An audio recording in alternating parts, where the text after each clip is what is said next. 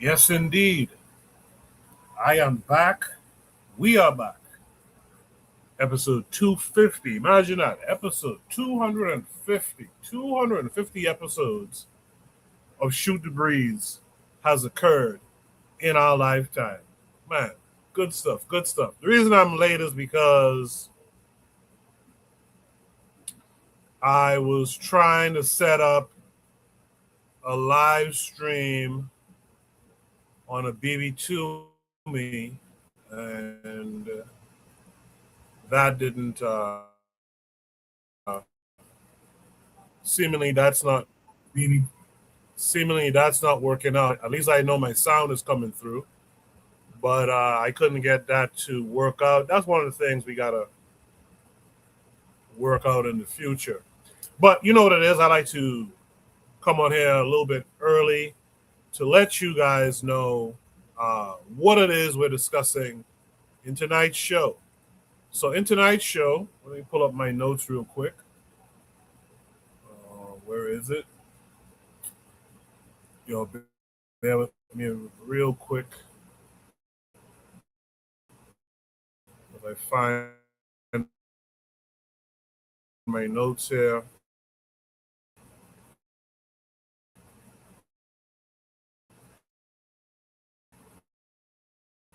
Tonight's show is going to be a good.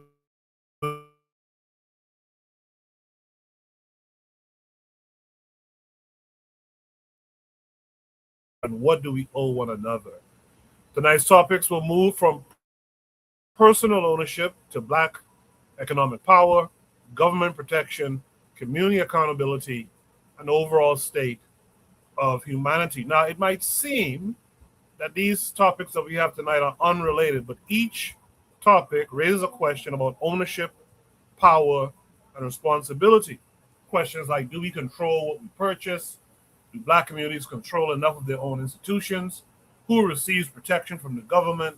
And what responsibilities do we have toward one another? Will all be covered in tonight's episode. So, with that said, I'm going to start the show officially. And on the other side, I will drop Shoot the Breeze topic number one, as well as introduce any and all of my panelists tonight. So please stay tuned.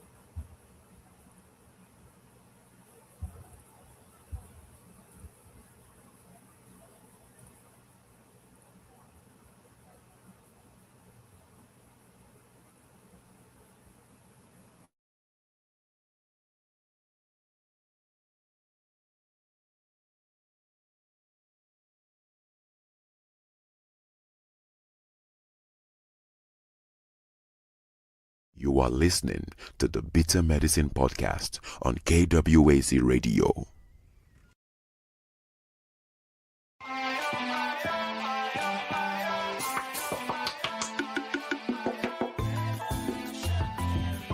Welcome to the Bitter Medicine Podcast, where it's all about Black empowerment. Our show focuses on Black news and entertainment, arts, science, economics, history, people, and strategies that uplift, empower, and motivate Africans within the diaspora. And now, your host, whose favorite color is black, Goku.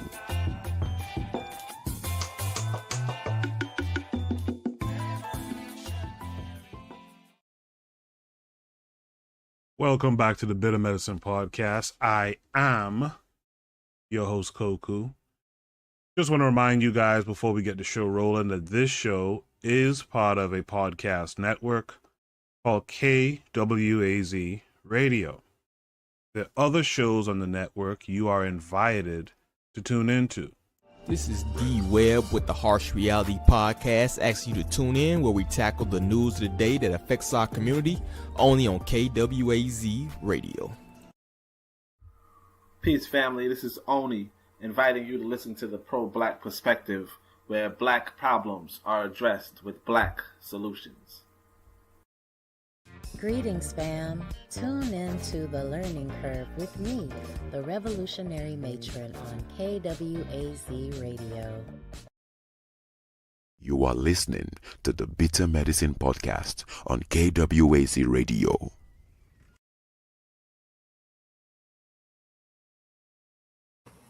Yes, indeed. Make sure you're also tuned in to Kofi the Black Critic, Brother Bakari's BBN Network, Consider Cheek / Remen the Bush, and last but not least, the Forecast Radio. With that said, man, in the chat, Lord of Slaughter asks, what's up, y'all? Right here, chilling, Lord of Slaughter. Thanks for coming through as always. Brother Bakari in the chat says, peace on Black African power, Black African family.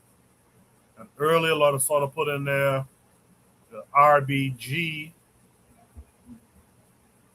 colors. That's what's up with us. So I appreciate everyone who's here so far. Make sure to hit the like button, share the show on social media. Please tag me. Tag me on Twitter or X when you share the show. Let me know that you actually shared the show. Black Seals in the chat saying he's on his way. The matron says greetings, everyone. So appreciate Black Steel. Appreciate the matron for coming through and making it known that you're here and that you're tuned in to the show. But yeah, like I was saying on social media, you could tag us, tag Bitter Meds, and let me know, hey man, I shared the show. I did my part. That's what's appreciated here. I saw Afro Think Tank. I can't remember if it was a video or if it was a video, and he was talking about. Shout out to Afro Think Tank. He was talking about the YouTube algorithms and why you're not being found and this, that, and the other. And I commented underneath and I said a big part of it in the Pan-African YouTube space is we're not sharing each other's stuff. We're not moving like a unit and sharing each other's stuff. We're not reposting the posts, the memes, we're not reposting videos, this, that, and the other. And so if we're not sharing, and I have my suspicions as to why I think people are thinking that it's competition, I don't look at it that way. I think everyone can be shared and people will choose. It doesn't mean a person will stop listening to you just because. So, for example, with me, if I share Kofi the Black Critic, does that mean people stop listening to Shoot the Breeze to go? No, I don't think that's what that means. We can share each other's content, move as a unit. So please like the show, share it to your social media, tag me and let me know that, hey man, I shared it. Hopefully more people will come and tune in. In the meantime, I was kind of filibustering a little bit. In the meantime, let's just jump right in with Shoot the Breeze topic number 1 tonight.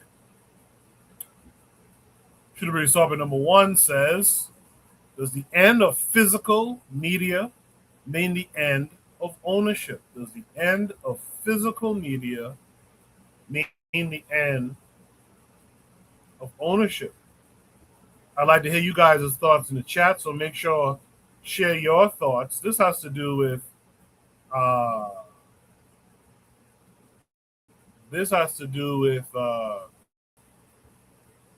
about 2 weeks ago, Sony decided to end physical disc for their PlayStation games, and there was a big uproar. I'm going to play this video. Make sure you guys can see my screen. Yes, you can. I'll play this video, and then we'll discuss it. Hopefully, we'll have more participants up here. A lot of slaughter in the chat says, I'm only on YouTube as I keep a small footprint online. Respect to that too. YouTube also has a share function. All right? YouTube also allows you to share. So share the post. Let's watch this video for Shoot the Breeze topic number 1. In a sign that the end of physical media may be near, PlayStation is going all digital. Sony announced that physical game disc production will end in January. Will only be able to buy games digitally through the PlayStation Store or other retailers. In 2025, just 3% of PlayStation's revenue came from physical game distribution.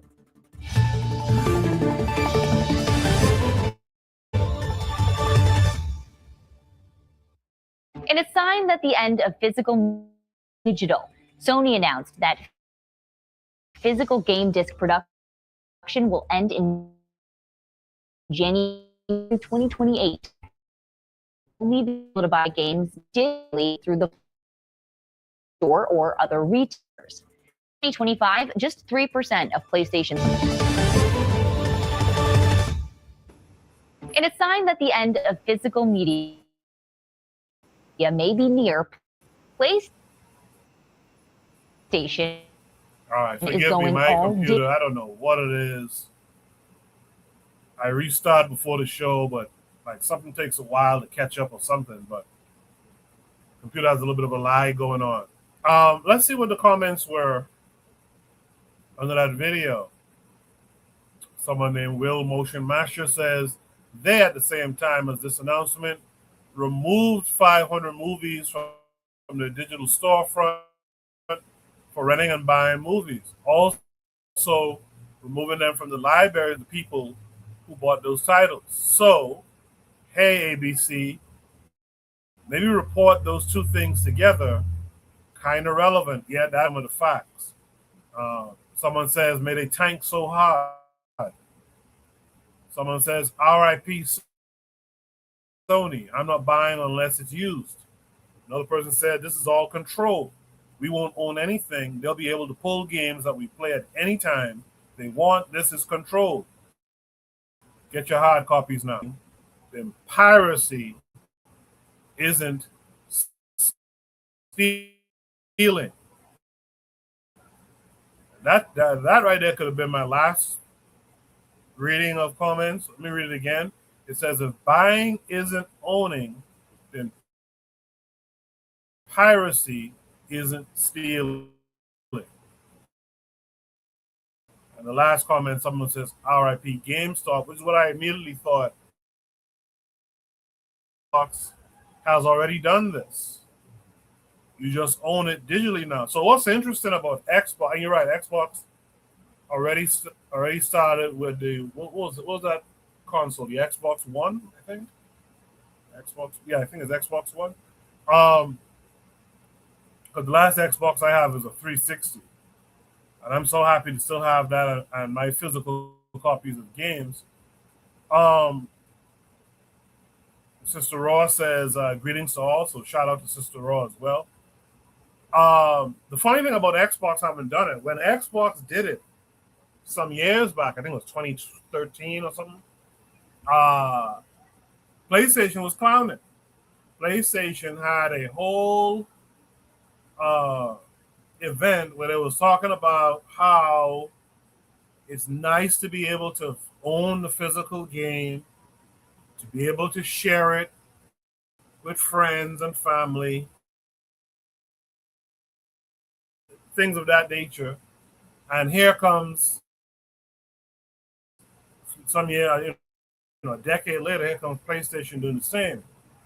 Then just PlayStation, if you peep it, right? The main question is, as physical media disappears, are consumers also giving up the ability to truly own the entertainment they purchase? They're clearly, the powers that be, is clearly putting everyone on a subscription model for most things. There used to be a time you used to own Microsoft Word, for example. I used to own it. It was yours, and you got the updates and everything. And now that's a subscription model now. I guess the bigger question is, when we purchase digital media, do we actually own it? Or are we only paying for access that a corporation can later restrict or revoke, like you saw in some of the comments on this video that I just showed? This is about people having power over you, right? These guys, so you can buy a movie, digital only, right? You can buy a movie, have it in your digital library, and if the company that you own of it, let's just use Sony. Let's say you own a Sony movie, a movie that's on Sony's platform. You bought it, you own it, quote unquote. But Sony then loses the rights to that movie. We see the stuff with Netflix and stuff all the time. A series or a movie that's on Netflix for years can one day go off of it, and the next thing you know, it's on Hulu. If you had purchased it and the rights go to someone else, you lose that movie. It's ridiculous. And the most ridiculous thing is that this is not just as Africans per se, but we as people, we're sitting by watching it happen. As is the case with many other things, we just sit by and we let it happen. We participate in the nonsense.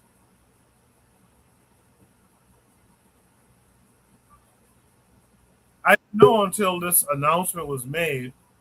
That there's digital only consoles that are going for about the same price as a physical It is madness at this point. So again, it's not just a conversation about PlayStation. It's a larger conversation about control. They're now putting themselves, the corporations have been doing this for a while, but now it's different. We've traded ownership, privacy, and control for convenience. And that's largely also a theme amongst Black folks. We've given up our ownership. We've given up our rights. We've given up our control for convenience. But Bakari talks about it all the time. Spend your Black dollars with Black folks. And one of the things you have Black people say is, well, I would like to, but the Black store, the Black vegetable store, Black gas station is kind of out of my way. It's more convenient to go right there by the Arabs in there. So we're sitting back and we're just giving ourselves away. Eventually we will be, we will be slaves again.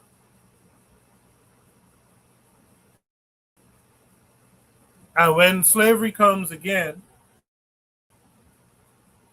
there'll be different types of slaves. We'll be at the bottom of that category. But in chat says the new Xbox will be $1,200 or more. I heard madness. I was telling my sons and them the other day, basically a digital only console is essentially a modem. You're paying for a modem. You're paying for a gadget that's going to connect you to their store.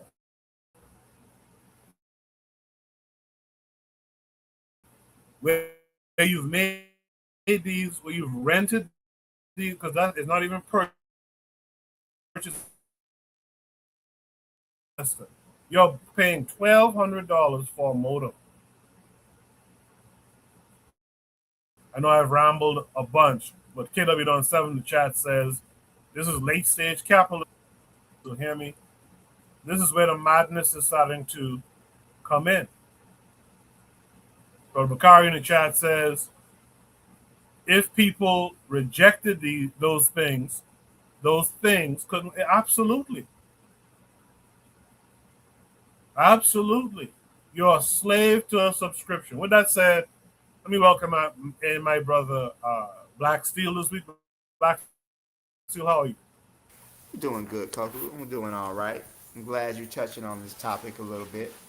Um, so I think part of the problem, and I want to kind of spin this as far as just the larger information, right? One thing I will say this is that first, Xbox, even though it's mainly digital, you still do have the option to use discs, right? I haven't bought a game since Resident Evil 4, but you still have that option. But Sony is saying that all new games come 2028 will no longer be. And the thing that's crazy is, like you mentioned, the movies, they just had a outage like last week where you couldn't play anything, any digital games at all. So here they are pushing this digital future. But then also too, what about the works from one of our great scholars? You know, a lot of their books are out of print.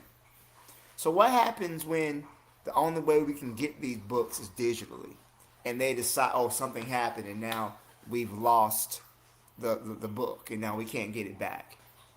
So, like you said, if you control the flow of information, you can dictate how you want it to go. And I think a lot of people, they were saying, if you're paying for these games, you're expected to buy these games, you own them, right? Then you should be able to play them. But what happens is many times if they stop doing the servers, you can't even play the game that you purchased. So what's the point of purchasing it, right? And even with our literature, there was a book by Chinweiz who I really wanted to get called "The West and the Rest of Us." That book was $900. It was completely out of stock, and it was anybody who had it was charging $900 for that book. There was no way I could afford to get that book, but because they control the information, you know, the flow of information, and then also too a lot of the recordings. If you like to look at Malcolm X's speeches, if you like to look at Dr. Joseph Ben Yakinen or Dr. Amos Wilson, and then all of a sudden everything is wiped out from YouTube. Now you don't even have access to that information anymore. So now you're stuck and you can't even enjoy those videos or get the information from it. I really see this push to more digital media as a form of control. You know, again, I mentioned before, they can't stop the flow of information, so they want to pollute the water. And this is how they do it, by reducing everything to digital. And now, okay, stuff is lost. Now what are you going to do? Well, you didn't pay for it. You didn't pay your weekly subscription to it. Now you can't access it. It's crazy. It's crazy. They're going to lose a lot of money this way. And even, you know, a lot of people taking it back to games, a lot of people who play on like PC, for example, personal computers, even though PC is mainly digital, there's still a sense of ownership over those titles. And I think that even right in the laptop I'm on right now, it no longer has a disk drive. My old laptop had a disk drive. My new one doesn't. So the CDs that I have purchased in the past, I won't be able to play them except on my old laptop.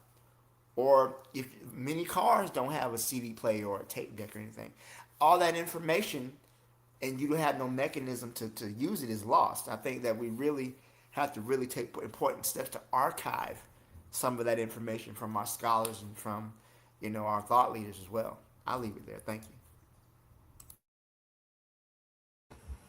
Appreciate that, Black Steel. I guess a counterpoint can be made that physical media can be damaged, lost, or become obsolete, while digital media provides convenience, portability, immediate access, etc. Is digital access necessarily worse than physical ownership? So, kind of what Black Steel was just talking about. Some of our greats who we can go to YouTube and pull up an Amos Wilson talk or a Dr. John Henrik Clark talk. What are they going to do with that soon enough? Soon enough, they're probably going to use AI to scrape all that off the net and put that behind paywalls. We see what they're doing in the real world with books.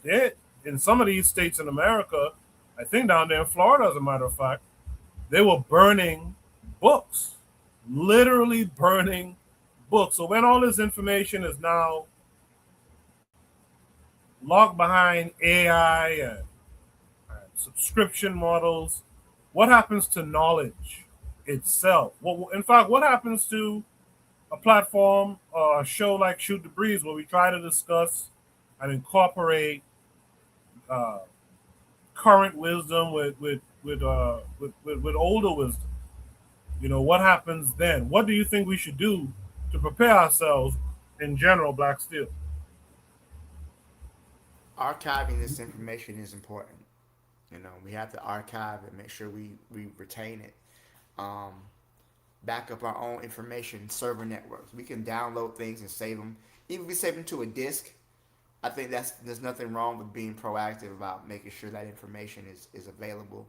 And we have to be serious because, like you said, there's a lot of book bans, book burnings. Florida has some of the largest book bans in the country. You know, they're banning stuff from schools and libraries and everything else like that. We had to, and the thing is, they may be banning it from schools, but who's to say it's gonna remain just at a school level? Who's to say it won't switch over to, other methods of banning things?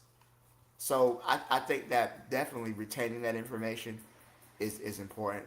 Um, Creating networks where we can keep information safe, where we can, share it with each other. I think sharing it is really important. We have to be able to have it set up that way. If you need this information, we can share it with you. You know, even Amazon. We have to understand that our enemy, again, controls the flow. They want to try to control the flow of information, and we have to make sure that information is available when necessary and when needed. I appreciate that, Black Steel. Yeah, in the chat earlier, KW Don 7 said, we don't have a black business infrastructure in Canada. We have a couple of restaurants, barbershops, and small grocery stores with Caribbean products. So you see what's going on in Canada with Africans in Canada. They don't have the infrastructure. So they're forced to go along with what these white folks have going on, which is a shame. Which is a shame. Lord Slaughter says we need new age scribes or those books will be lost. Yeah, we gotta figure out something. We gotta figure out something with that. Culture Education is here. He says hey, yeah, I needed to get an external CD DVD ROM for those discs to be used on new laptops. Yeah, I was faced with the same thing. I had to. It so happened I had a external DVD drive from back in the day, and I had to dust that off the other day, maybe a year ago, when I got this laptop, or 2 years ago, when I got this laptop, because these shit don't come with the ability to play, to run disc and stuff like that, and that's what they're taking away from you.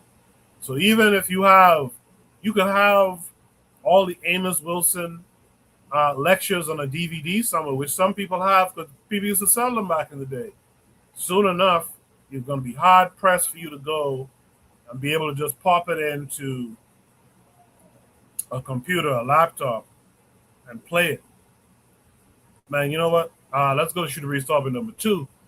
So in this case, if corporations can turn personal ownership into temporary access, what happens when an entire community loses control of its businesses, institutions, and marketplace? That brings us to Shoot the Breeze topic number 2. Shoot the Breeze topic number 2 says that integration cost Black America its economic power. This came with a link. This link is going to take us to Instagram. Make sure you guys can see my screen. It's taking a minute to come up.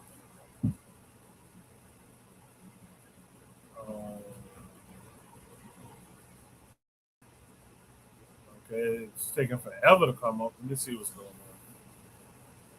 on. Okay, I think it's coming up now. Finally, I don't know. Uh, Again, shooter brief topic number 2. Integration cost Black Americans economic power. Let's watch. Before integration, Black Americans had something that economists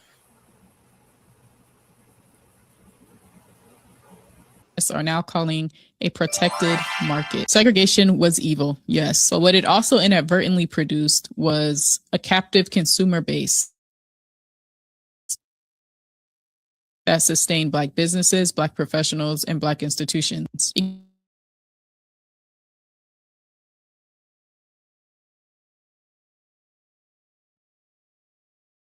Corporate competition. The Negro Leagues, Black Wall Street, the Green Book economy, and 6,000 Black-friendly businesses across the country operating in a self-sustaining network all came from this protected market. When integration came, corporations went into the Black community to get the Black consumer, and most Black-owned companies could not compete with that. By 1966, as desegregation permeated the market, Black-owned businesses faced competition from companies that didn't need to care about race anymore. The protected market was gone and nothing replaced it. Now, Black businesses operating in industries Black consumers dominate source from everyone except Black manufacturers because there are almost none. And almost every dollar leaves the Black community.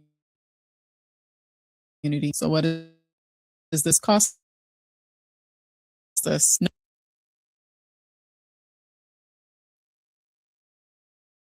Means every Black business without the supply chain relationships and without through intentional organized purchasing. If Black consumers would redirect even 10% of our spending back into Black-owned businesses consistently, the protected market reconstitutes itself. The question is not whether Black America can rebuild them. The question is, will we?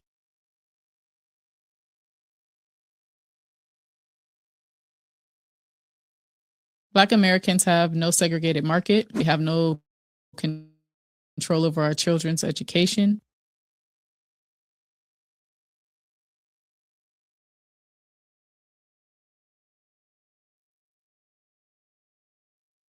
We have no connection to a homeland manufacturer. What's all of that cost us? Before and now calling a protected market. Segregation was evil, yes, but what it also inadvertently, like businesses, described it as functioning like a protective tariff. The same mechanism that protects an infant industry from foreign competition protected Black businesses from white corporate competition. The Negro Leagues, Black Wall Street, the Green Book economy, and 6,000 Black-friendly businesses across the country operating in a self-sustaining network all came from this protected market. When integration came, corporations went into the Black community to get the Black consumer, and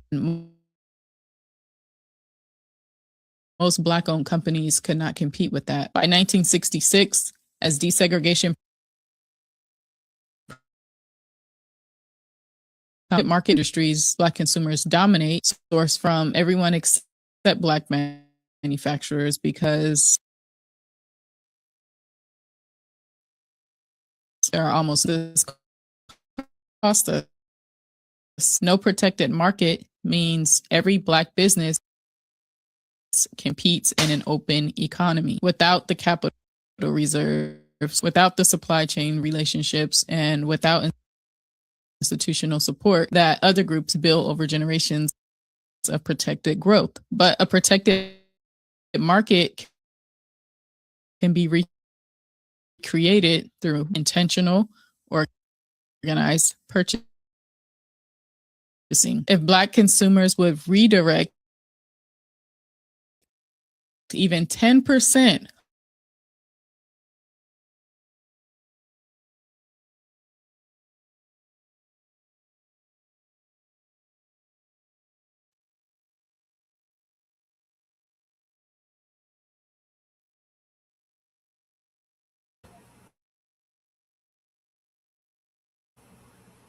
I hope everyone was able to catch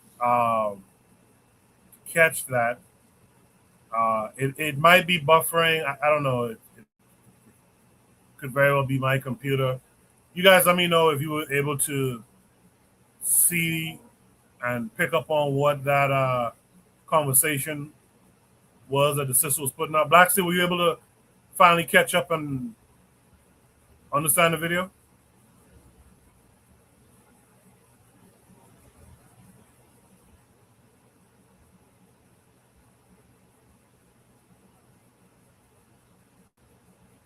If Black Steel speaking, I can't hear him.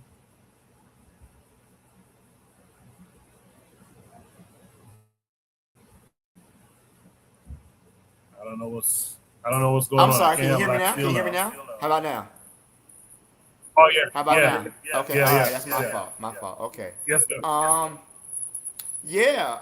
I understood. I understood exactly what she was saying, as far as the protected markets, right? The market um, segregation basically ended that.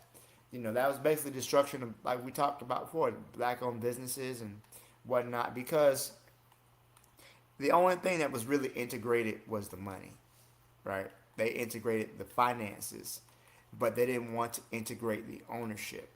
So what happens is that when black people became integrated, they able to spend that into dollars and make money for it. But it was never meant to benefit the black community. How can they benefit us if they're stealing money from the community? Now that's a part of it, but that's not the only part of it. But I think that when we look at this historically, right? Black people have always wanted to be treated as equals within the American system, right? They figured, hey, we work hard, we pay our taxes or whatever, we should have equal representation. And I think there was a video that we showed called Sell. It talked about how many businesses were intentionally going after black consumers, right? But also, too, the mentality is that these white businesses are better than what uh, black businesses had. They have more access to goods. They have more access to things that the black businesses didn't have, and that's not true. But again, that mentality though is so dangerous because many people would rather shop at the white stores than shop at the black stores. Sadly enough, and that was a real thing. So I'll leave it there. But I definitely understand what she was saying. The lack of protected markets. Yeah, those markets aren't protected anymore. But also too, before I go, I was thinking that much of the world is so interconnected now. It is very much interconnected. And we're not dealing with just local communities, but we're talking about on a global scale. We're talking about internationally. You have international supply chains, not just your local goods and services, but internationally, you have to deal with that. I'm wondering how do we can she mentioned something about connecting with black people on the continent as well. I think that's a good point too. If we're going to look, we got to look international and not just limit ourselves to just thinking within our neighborhoods, but how we can expand our reach to globally. That's all I gotta say. Thank you. Good stuff there, Black Steel. To the panelists who's joined, it says your device is not connected.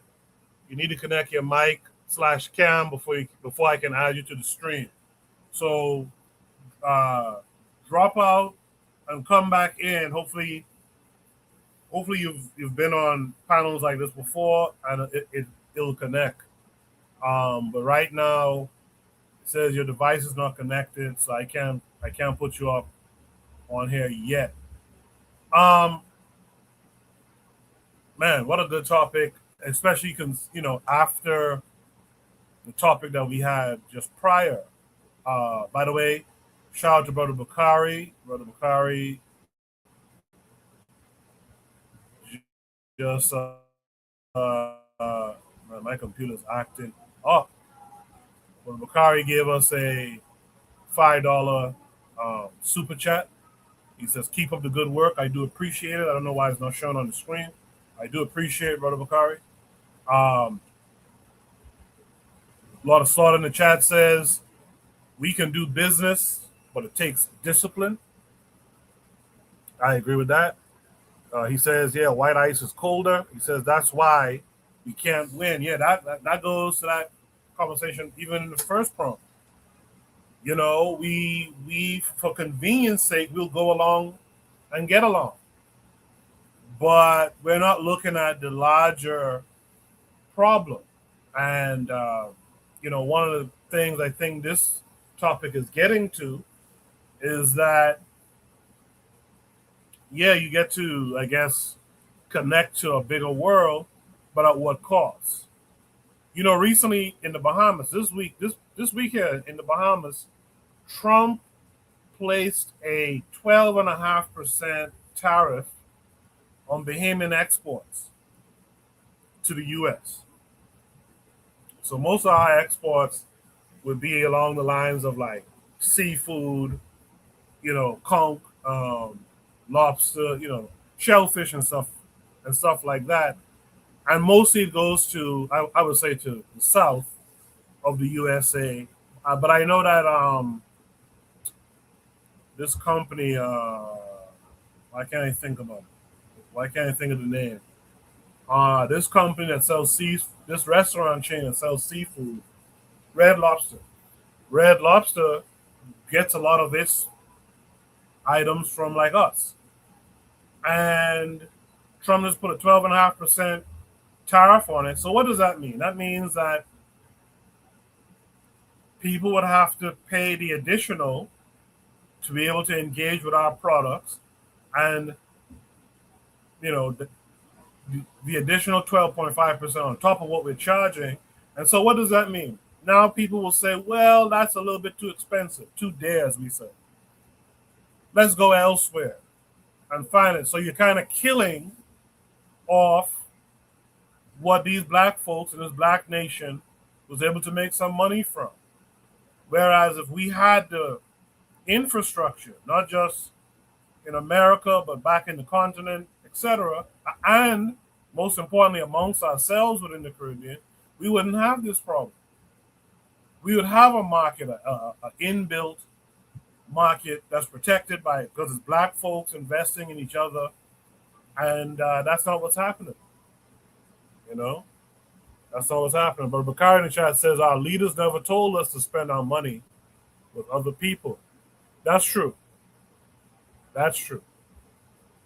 I never heard MLK say go spend your money with them people. But Bakari said it's more of our mental problems to me than integration. While the starter says we've been left behind, we will not succeed here. Trigger Happy is here saying peace, peace. But Bakari says if I don't know the person, make sure they show their face backstage. Law says Trump will hurt the logistics companies too. Absolutely. Yeah. This is the best comment here. This is why I said we gotta leave. And Law Soda, I believe in what you're talking about, brother. We gotta make the continent has to get strong, man. Black Seal talked about that last week. Continent has to get strong. And many of us are gonna have to go back and make it that way. Many of us have to go back and make it that way. But here's a follow-up question to this. Can black people rebuild concentrated economic power? without advocating legally enforced segregation. So, you know, we ain't got to go to this white boy and say, hey, segregate us, because he does that already. But can we get our minds together, like Bakari alluded to? Can we get our minds together and build up a concentrated black economic power in our communities? I'd like to hear from the chat on that. I'd like to hear from Black Steel on that. But in the meantime, let me welcome in our new panelists, J1. J1, how are you? Black Power, race first, brothers and sisters. Can I be heard? Yes, sir. Yes, sir. Yes, sir. So Hello, J1 yes. is on Twitter. Yes, J1 sir. is on Twitter, and he joined us tonight. So J1, were you able to see the video and hear this conversation so far? No, I've not been able to see the video. All right, let me try to share it again. I like the panelists to be able to speak to what we're currently talking about. And it's a short enough video. I can share it with you again.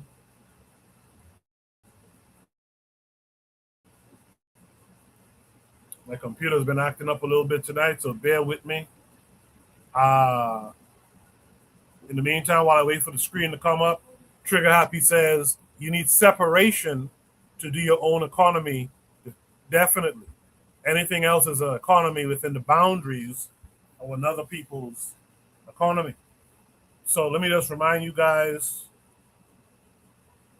what the topic is for this prompt. This is Shoot the Breeze topic number 2 tonight.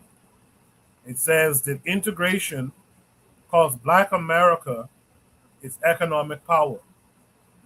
Integration cost Black America its economic power. And for J1, this is the video. So pay attention to this.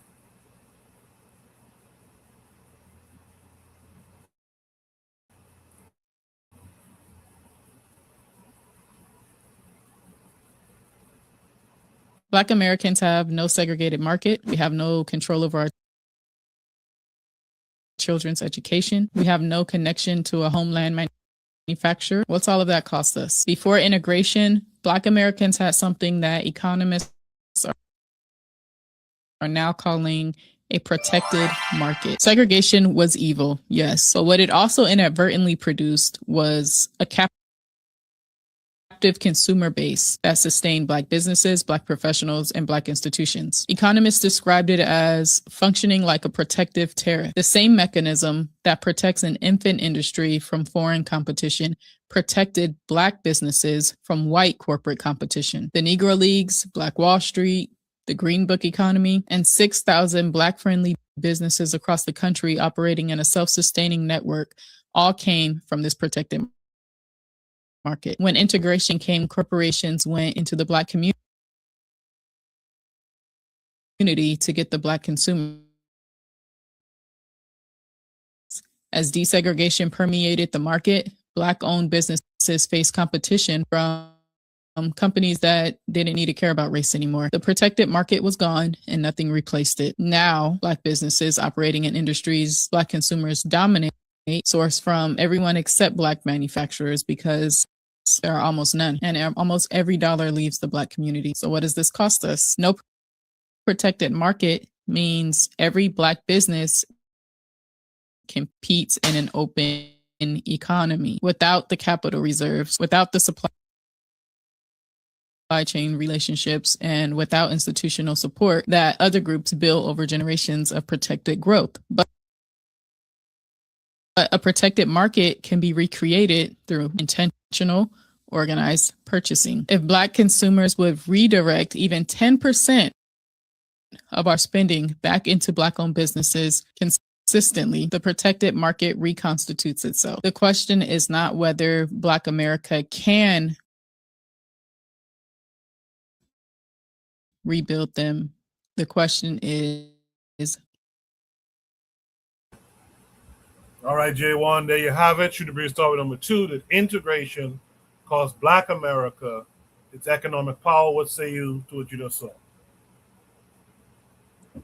Yes, sir. Yes. Can I be heard? Hello? Yes, sir. Yes, sir. You Oh, can be heard. thank You you. can be heard. Yes, sir. The sister made a very fantastic point, and this issue of economic integration and separation. I think was it Baba Amos Wilson, if I remember correctly, that was saying it a while ago. I think almost in the 80s and the 90s about how this issue of integration is political integration. I mean, right now, what who are we integrating with? And also regarding this concerns me personally because I'm a trade lawyer, and this particular issue is not just only if you have to expand the horizon beyond just what is going on inside America regarding Black Americans. This is an international issue, and it goes to the issue of production and the issue of who's going to produce. So right now, what you have is you already have Black people globally. We live in what they call a segregated market.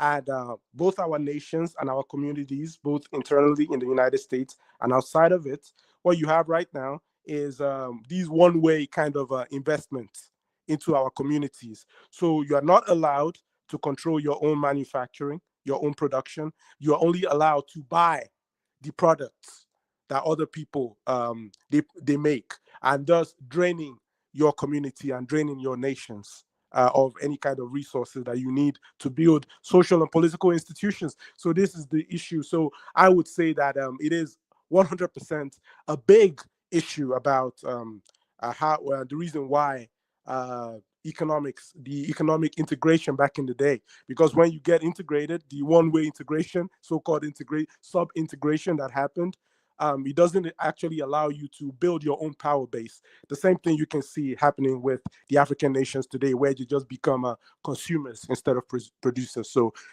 on the question, to answer the question directly, yes, so-called economic integration did a tremendous damage that we would have to repair by building our own productive capacity. So, yes.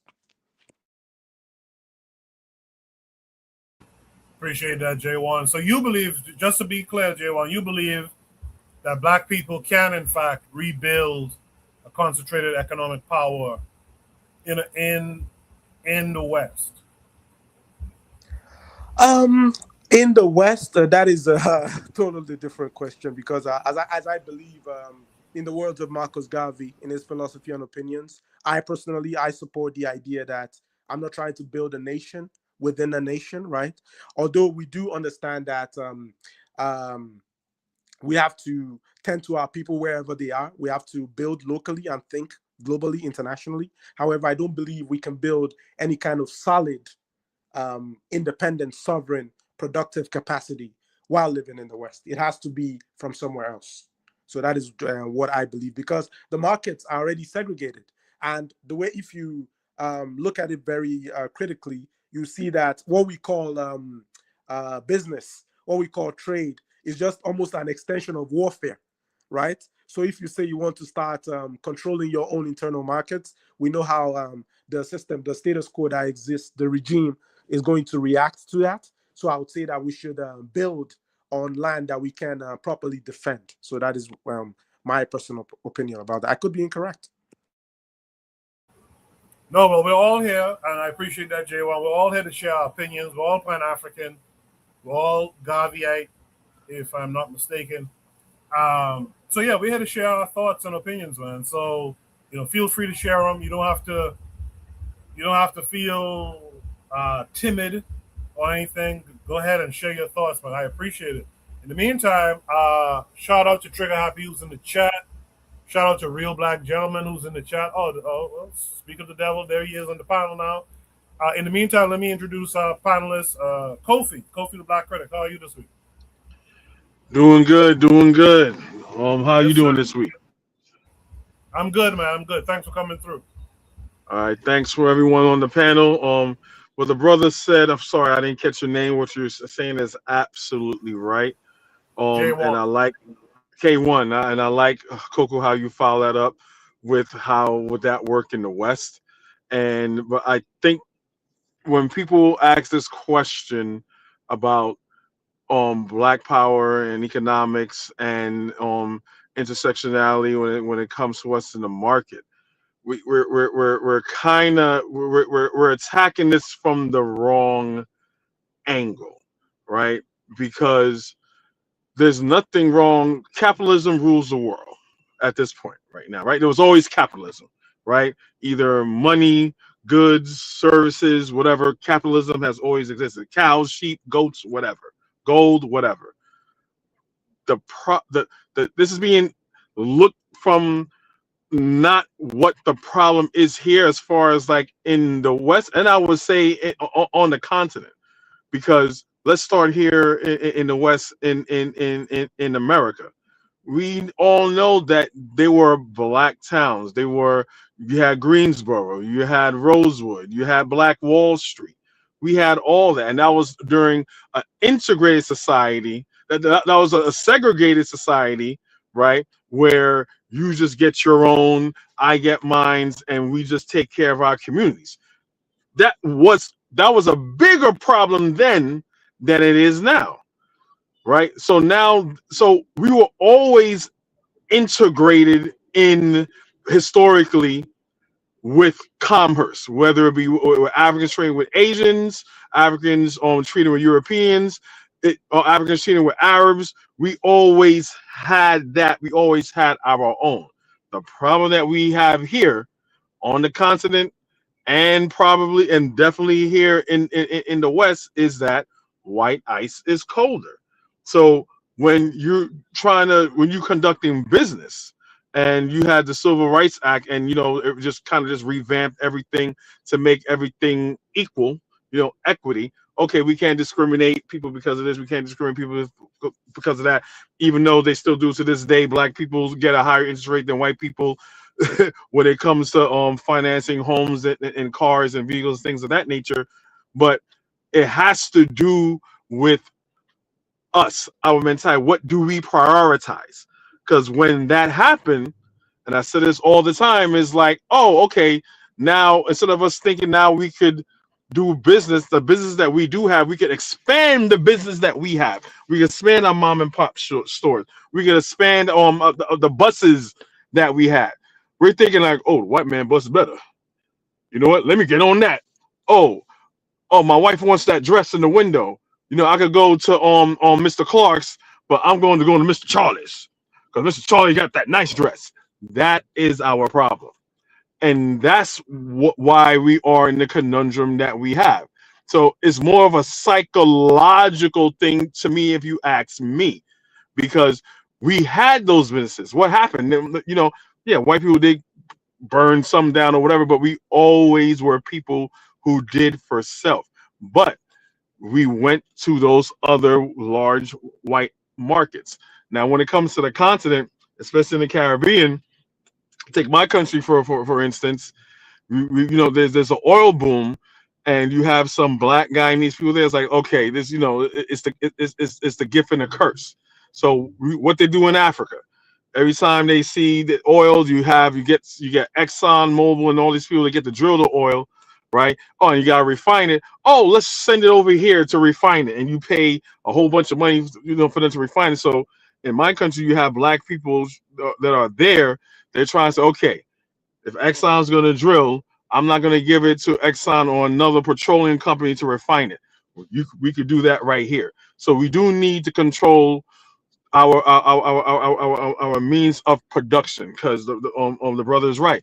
We don't control. We just spend. Saying we have to. We are capable of providing services and goods, but we just have to be in charge of it. So my answer to the question on its face would be no. There's nothing wrong. There's nothing wrong with the question that you're asking me, as far as like capitalism and intersectionality and it being integrated. It was always integrated, but it's our mentality is the problem, not the commerce that we've been doing for thousands of years. And I'll pretty much end it there. Appreciate that, Brother Kofi. Let's welcome in our brother, Real Black Gentleman. Real Black Gentleman, how are you this week? Oh, I'm feeling good. Good. Of course it did. It completely whatever supply chains that we had in, like, you know what I'm saying, the basically the first half of the century, you know, the relative, you know, just being able to eat, being able to basically have the raw material and recycle it and repurpose what we needed. Or, you know what I'm saying, the blacksmiths, the repurposers of the raw materials that we already have. Those are critical skills. I mean, ironworking, metalworking, like, it's one thing to like buy some new piece of metal. It's another thing to be able to just like reforge it.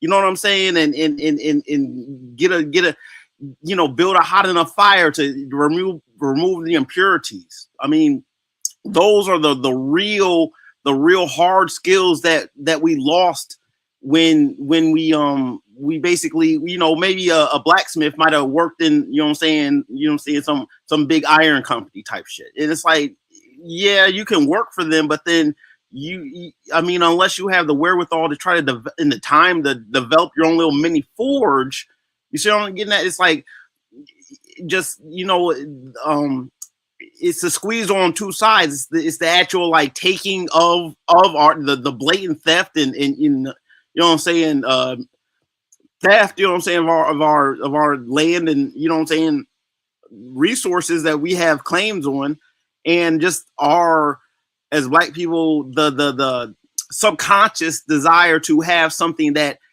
seems a little bit better than what we already have. That grass is greener, you know what I'm saying? And what we thought as integration was, we wanted to like not, how would I say it? We wanted to basically be able to live without a sense of like, if we have to engage and interact in the white man system, we didn't want to do so under the whole like, well, we're going to do our own for ourselves, but if we're going to drive through a town and, you know what I'm saying, just like engage in whatever, like, we don't need that whole sense that like we're it's the idea like the whole Jim Crow, you know what I'm saying? Like, you know, the idea of integration was to get rid of Jim Crow. But the problem is, like, Jim Crow, you know what I'm saying? It what I'm trying to say, it made us more resilient. I mean, naturally, that's all we had after slavery, is just the fall back on ourselves, and the resentment, you know what I'm saying, just made us stronger. But again, America forces you to engage with it. So if we're going to engage with the system, why the hell are we, you know what I'm saying, you know, why the hell do we have to like pay extra taxes? People do all this extra shit. And so the switch off was like, okay, we'll bring you in, but we'll bring you in so close and we'll wrap you in so tight into this modern, you know, New Deal and all that. And we'll give the women resources, but well, there's a lot of things that happen where in the second half of the century with, you know, the formalized, you know, the education and all that, where, okay, you can go to our schools, and you know what I'm saying, like, and then this is where the Black Panthers come in. It's like, okay, well, we want to make sure that, you know, people have like, you know, a lunch, you know what I'm saying? We got to make sure our babies have a lunch, because, you know what I'm saying, and then that's how it's like, you know, the white structure adopted, you know, the whole free lunch program. And actually, you know, people don't realize that, you know, because if it wasn't for the Black Panthers, there wouldn't be a free lunch, you know, program in America. These are the things that once we got integrated, everything that we had just got absorbed into whiteness, and we could not have our own stuff. You know what I'm saying? All of our, it's like everything that we had became incorporated, but we were incorporated so tightly to it that we couldn't disincorporate back and revert back to a state of relative independence and self-reliance. So yeah, in short, yes, of course, it cost us our economic power, because we did not have the ability to have our own sense of wealth in our what we had of value, even though it was different than what, you know what I'm saying, the greater white folks had. It was ours, and we did what we did with it and maintained ourselves, you know what I'm saying, it relatively independently. I mean, if you know, in spite of all the, you know what I'm saying, theft and all that, like, if we just could have, if you know what I'm saying, it's just a lot of things. Probably the the education aspect of, well, our schools aren't as good, and, falling back to, if we have better schools, we can go to college, and then, we can work for white folk. And instead of thinking that, honestly, like farm life and raising livestock and hard, like agricultural sciences is not of benefit. These are the things that we lost that we can always get back. I'm gonna pass the mic. Can I respond to that on Koku? Yeah, real quick before I go to the next panelist. Yeah, go ahead. Yeah, like I like the example that he gave about the ironwork and smith working, right? But it's kind of like we're not taking responsibility of the things that of the skills that we're able to do. If you're an ironworker and a smith worker and you're dealing in raw material and you have that particular skill set, that is a skill set that you have that you could use for open a business for yourself and your own community, right? So like being an electrician, being a plumber, I tell my kids, like, okay, get a job, but make sure it's a job where your industry is something where you could work for yourself, right? Open up your own business for yourself, or provide services for yourself. That's on us. That has nothing to do with white people, right? And another example that you gave was a perfect example as far as like education, right? Carter G. Woodson said there's two educations a black person should get, one from academia and one for himself. Could have been Chancellor Williams, but I think it was Carter G. Woodson. If we know that, right? So since Brown versus the Board of Education, things like that, you had schools that were integrated, right?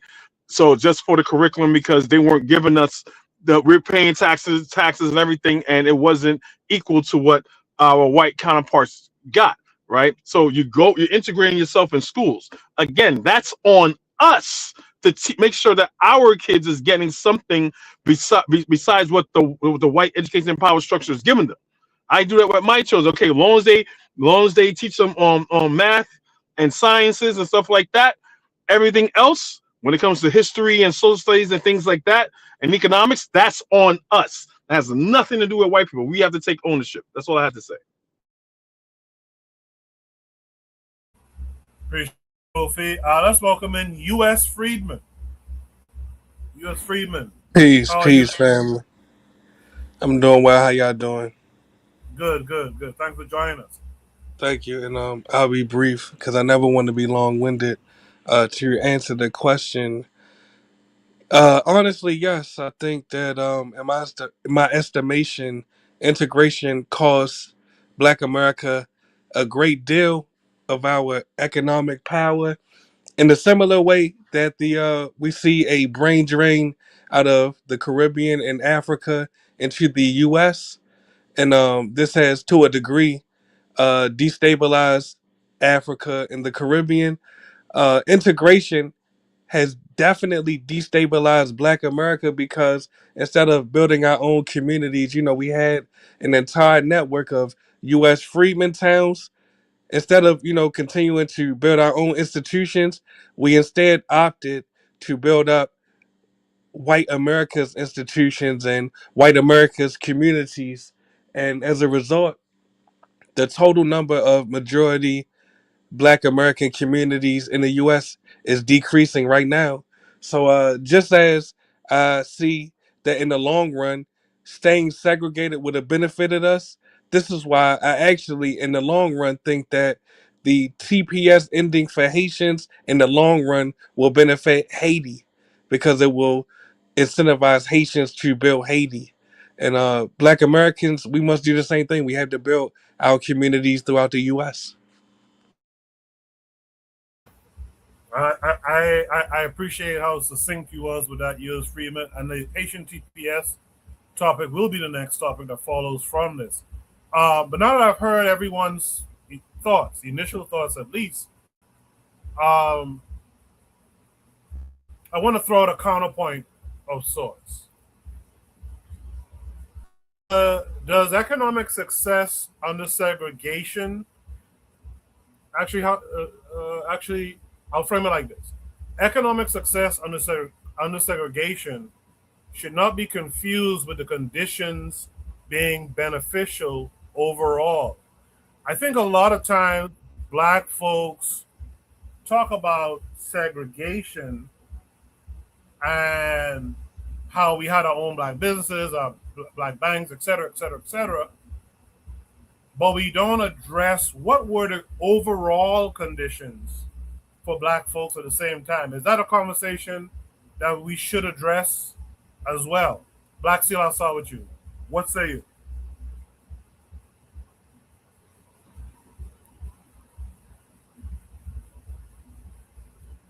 Okay, maybe Black Seal's not there. J1, what say you? Yes, sir. Brother, what I just wanted to say again regarding your question is you are absolutely correct. And just to buttress the point I made earlier, I always like to encourage brothers to see the issue of economics, that it doesn't exist in isolation, like someone like Amos Wilson would say, that economics is ultimately, it has to be oriented towards and be part of a general nation building effort on our part, you see. It has ultimately to do with the development of our group capacity, power, sovereignty, basically. So, what we see back in the day during the integrationist era movements of the 60s is a simple emphasis on just the political aspects, or the what you call the civil rights aspect of black life. And you said that it doesn't make any sense not to take into consideration the other conditions, the political, the social conditions surrounding. You can't build just an economic system and say that it's going to be devoid of the other systems that you actually need to subsist. So the white boys, they have a system, right, of economics that exists within a bigger context of the social political power, group power that they have, that they exhibit. You see, so I would say that at the end of the day, we still have to prioritize Black nation building. You see, and we have to fix that is where our economics has to fit into.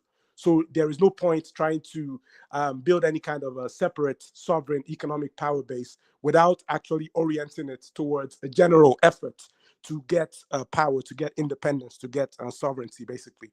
So we should focus not only on things like civil rights or what is going on with the other side, but we should be more concerned about cooperative economics, how we are going to build our own power base, how we are going to channel that, we're going to relate that with the politics, how we're going to relate that with the social relationships and all these other sorts of stuffs, you see.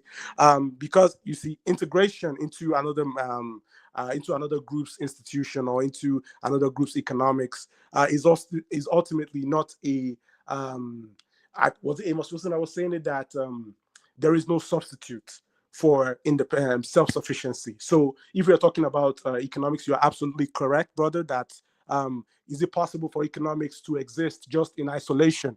Is it possible for it to exist amidst a racist social political system? And my answer is, I support you. I said, no, it is not possible. That economics is a part of a general group effort to attain power and sovereignty. So that is what I'm going to say to your question. Thank you.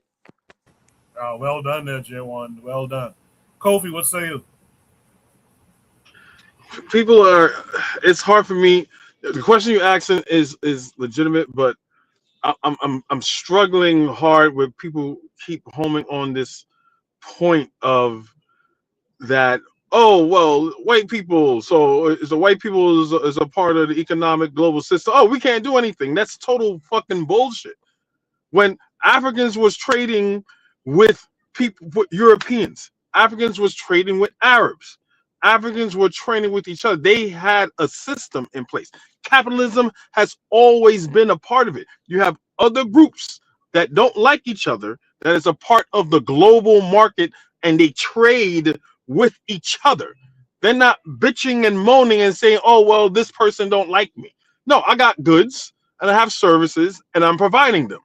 And those people that are in charge of those goods and services, right, when it comes to nation building, make sure that they reap the benefits from it. They're not bitching and moaning, oh my God, I'm dealing with this Asian person that don't like me.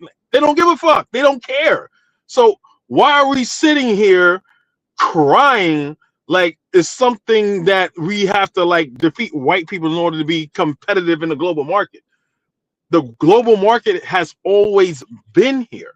Our problem is that it's prioritizing ourselves, getting leaders, right, are in charge, leaders in charge of these nations, to prioritize the people.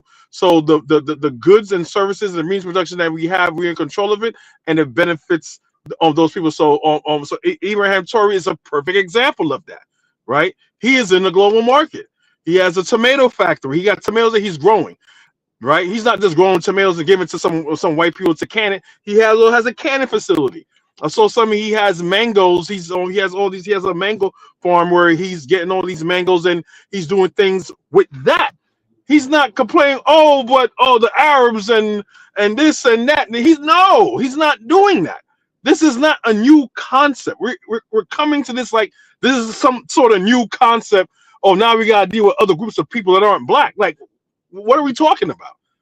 That's not the problem. The problem is leadership and getting the right leadership and whatever means of mode of production that we have and services that we have that we're trading on the global stock market needs to benefit our people. We need to stop making fucking excuses about the white man this and the white man that. Oh, and we can't do this and we can't do that. Like come on, we gotta stop that. You know what the problem is. You know what the problem is? Fine, it's a white man, right? Fine. We can navigate away from that. We could still trade with the white man. We could still trade with the Asians and stuff like that, and we could still thrive in that market. If we have this mindset that we cannot thrive in a global market, that's it. We're done. Everyone else is doing it, but we can't do it. We did it first, but for some reason now, because of slavery and yada yada yada, we can't do it. Okay, those are the hurdles. Let's get back to where we were before all that, and we could do it. So I'm sorry, I don't know if I answered your question, but it's kind of hard for me to wrap my head around the question when to me, I respect all of you. I respect all your opinions. I'm not saying your opinion doesn't have any worth or value. I'm just saying I keep hearing this common theme of, but we can't. And because of the global market and other white people, it's like we've done this before. The problem is getting the people who owns goods and services on the global market to benefit black people. So Abraham Torrey is a perfect example, and I'll just leave it right there. Let's go off his example. I'll rest my mic. Appreciate that, Kofi. I'll let J1 or whoever wants to respond after. U.S. Friedman dropped off. I actually was hoping U.S. Friedman would stick around. I think there was room for a conversation, especially with this next topic, should be something number 3 about Haitians and TPS that he actually mentioned. With that said, Real Black Gentleman, the question goes to you. Does economic success under segregation should that not be confused with the conditions being beneficial overall? No, I mean, segregation doesn't mean inferior. I mean, that's the whole point. The segregation is this, when you have it's just a separation. I mean, it's like when you have when you say the word segregate, it's like you think about the word congregate, like congregation. You know what I'm saying? In terms of like, churches or whatnot. You know what I'm saying? You have different congregations. You know what I'm saying? It's like they're all saying the word, but they're just doing it in different forms. They're just in their own little thing. And so like black people can do our things, our own little thing. You know what I'm saying? It's not that hard, but it's the ability to actually have, and part of it is like the internal thing. And I mean, honestly, if we're going to put it on our shoulders as black people, I mean, black people who could do it easier. I mean, that's the thing. It's like, it's difficult to ask like working class people to necessarily do this as far as the wealth thing. I mean, you think about it, an economy, it's like you gotta have, movers and shakers, black people with wealth that are really willing to like use their wealth as leverage. And like, if you know what I'm saying, they can develop and sculpt it how they would want to see the wealth. It's difficult to do it. You know what I'm saying? Not impossible. And you know what I'm saying? It's just like not impossible. I mean, we can all try it right now. We all understand the kind of hurdles and the excuses that other people are going to bring. We can sit here and develop the best fucking product on earth. You know how it's going to go down. So it's like there's part of it has to be, when we talk about having, separation, we have to almost like have to develop some kind of place where and maybe we have these places already, but really just refocus and actually having like black Wall Streets, black trading of of goods and I mean like just heavy, you know, just the hub where we can access what it is we want in this digital economy. It can happen. I mean, Black people are trying to have Black business directories. There's a lot of things where Black people are trying to do, but in the nature that, you know what I'm saying, our proximity, the thing is about segregation is that we had a lot of physical proximity to one another, even in the cities. You know what I'm saying?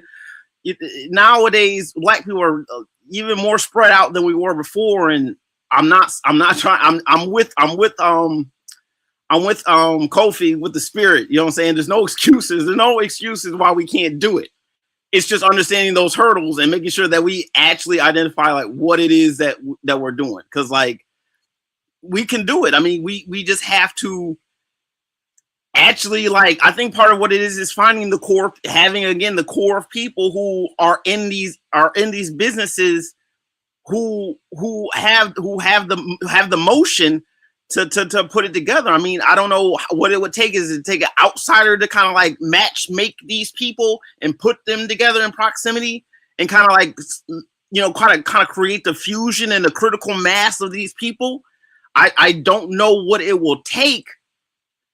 I mean, I think that's one way of doing it, you know, just making sure that we're actually, you know, business leaders and, you know, strong, you know what I'm saying, people in their commerce spheres are actually talking to one another and saying, okay, I'm Black, you're Black, we're Black, right? Okay, we're Black. And like, you know, these little links that we're doing, it actually benefit our people, not on some trickle down stuff, but on some, you know, strong layering over time, like strong accumulations. It's not impossible. I just think the networking has to be tweaked. Honestly, I think that honestly, people do have to be put together and see each other and see, okay, you have something going, I have something going. Let's try to, okay, and connect it to 10 people. And that's how you get your networks. That's how you get the dollar moving around 30 times in the community before it leaves. That's where it's at. I'm gonna pass the mic. Appreciate that, RBG. Is there any last thoughts on this prompt before we move on to Shoot the Breeze topic number 3? Can I make my submission about this? Yeah. Okay. So I don't like to be misunderstood when I'm saying that. I would say that, like, yes, the white boy is the problem. However, the responsibility is on us totally to be able to solve that problem. We can't make excuses, and I don't know, maybe I'll be coming across by saying that, like, we have to cry about it. So I'm not crying about what is going on. But however, there is also a reality that we have to acknowledge. And the reality that we have to acknowledge is everyone is doing trade. Everyone is organizing their economics on a national level. People always ask that, why did the Black businesses, why did they fail? Why did this happen? Why did that happen? The reason why it happened is because we don't have a national, I'm talking about like a solid national platform, a foundation by which these businesses can exist and thrive off of. For example, let me give you two concrete examples. So you have these so-called SpaceX, whatever Elon has going on, right? These businesses are being supported by what? By the American government, you see.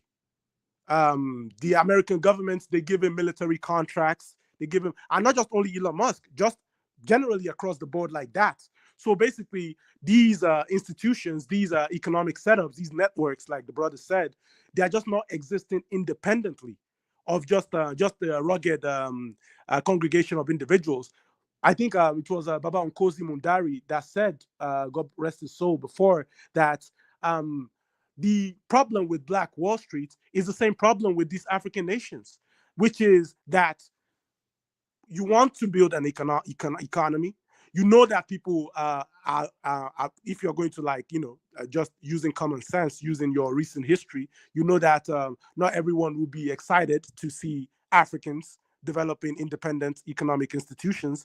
So what you're supposed to build first is a military apparatus that is going. You have to put like some Rottweilers at the gates to be able to protect Black Wall Street, to be able to protect those businesses. And that is the same thing I'm trying to say here, that our responsibility is we have to build a nation that the economy is going to fit into. You see, there is no one just doing business just because they are a rugged congregation of individuals. If you try to do business like that, you're going without any kind of strong backing from a nation, without any kind of a strong productive capacity, you're going to get taken advantage of, like you see with these African nations over here. So what is going on right now in international law? What is going on right now is they established what they call trade agreements, they called it. However, these are not trade agreements really in the real sense of the word, because what is trade? Trade is supposed to be the passing of goods and services, of exchanging, regardless of where you come from, regardless of whatever color you are, your money is still green, right? So it should be a free exchange of goods and services and trades and things like that. But is that what we see going on in international law right now? No. What we actually see right now is the one-way investment of these powerful nations, these nations that have what I'm talking about, which is a solid nation backing their economic enterprise, right? You have them, and they take advantage of these African nations who are currently disorganized, you see, and they import and export most of their cheap goods, just basically trinkets, junk and garbage, basically. Import them to these weaker nations and then use protective tariffs to block out any of the trade coming from the other side, coming from the African nations, coming from the Caribbean nations. And they, as a matter of fact, they have this codified into law. There is a particular clause I studied a while ago in international law. They call it the, I think, Article number 4 of the General Agreement of Tariffs and Trade. They call it the Most Favored Nation Principles. So basically, that is an illegality concerning how trade should be done. It shouldn't matter where you come from. It shouldn't matter as long as you have services, as long as you have wants, you have demands, and I have the services. We're just supposed to exchange the goods, and that is how that is supposed to end. However, what we see going on right now, the reality of it, is because these so-called these are not really nations. They don't operate as nations. They're basically like glorified companies with flags calling themselves nations. What is going on right now is that they don't have any kind of solid apparatus to back those businesses, that even those businesses that are operating effectively in those nations, because they don't have it, they don't enjoy any kind of national support. That is the reason why those businesses are not working. But I may be incorrect. Good stuff, J1. This is the first time that you've been here, I think. I invite you to join us on Saturdays, man. Every Saturday, 8 p.m. Eastern Standard Time. If there's no last thoughts on this prompt, I'll move on to Shoot the Breeze topic number 3. So, so far we have discussed what happens when Black communities lose economic protection. What happens when the government removes legal protection from an entire immigrant population. That brings us to Shoot the Breeze topic number 3 tonight. Shoot the Breeze topic number 3 says, Haitian TPS is ending. Is this fair? This comes with a link that's going to take us to YouTube, I believe. By the way, if you want to discuss certain topics on Shoot the Breeze every Saturday night, 8 p.m. Eastern Standard Time, you can join our Discord. Link is pinned to the top of the chat.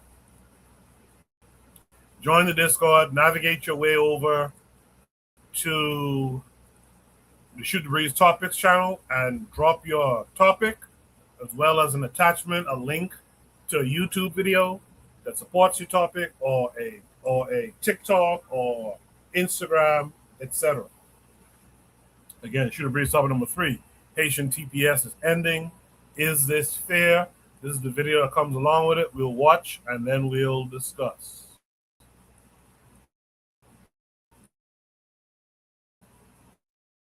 $300,000 Haitians face removal from the U.S. as the Trump administration moves to end their temporary protected status. Tony Ayala reports that advocates in Rockland County are now organizing to push back, but options are limited. Inside Spring Valley's Haitian Community Center, pictures show an idyllic version of life in Haiti. But advocates say the reality is more troubling, with people displaced by violence and armed gangs killing police. Every Haitian Trump will be sending to Haiti will be a target. Locals say Spring Valley seems quiet, because hundreds of Haitians with TPS status are worried what the Trump administration is planning. The Homeland Security Secretary recently posted this. Temporary meant temporary. And if you think you're going to just wait out the Trump administration, it's not going to work. We will find you and we will deport you. That could mean a sudden shortage of home health aides and nurses. Some tri-state agencies report 10% or more of their employees have TPS status. We provide care, exceptional care to the people.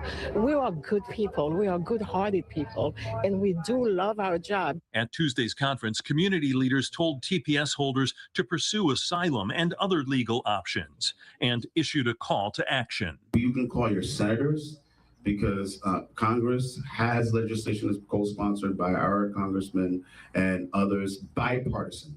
But the president would likely veto any attempt to extend Haitian TPS. The Trump administration offering airfare and $2,600 to encourage Haitian TPS holders to return home. Tony Aiello, CBS News, New York.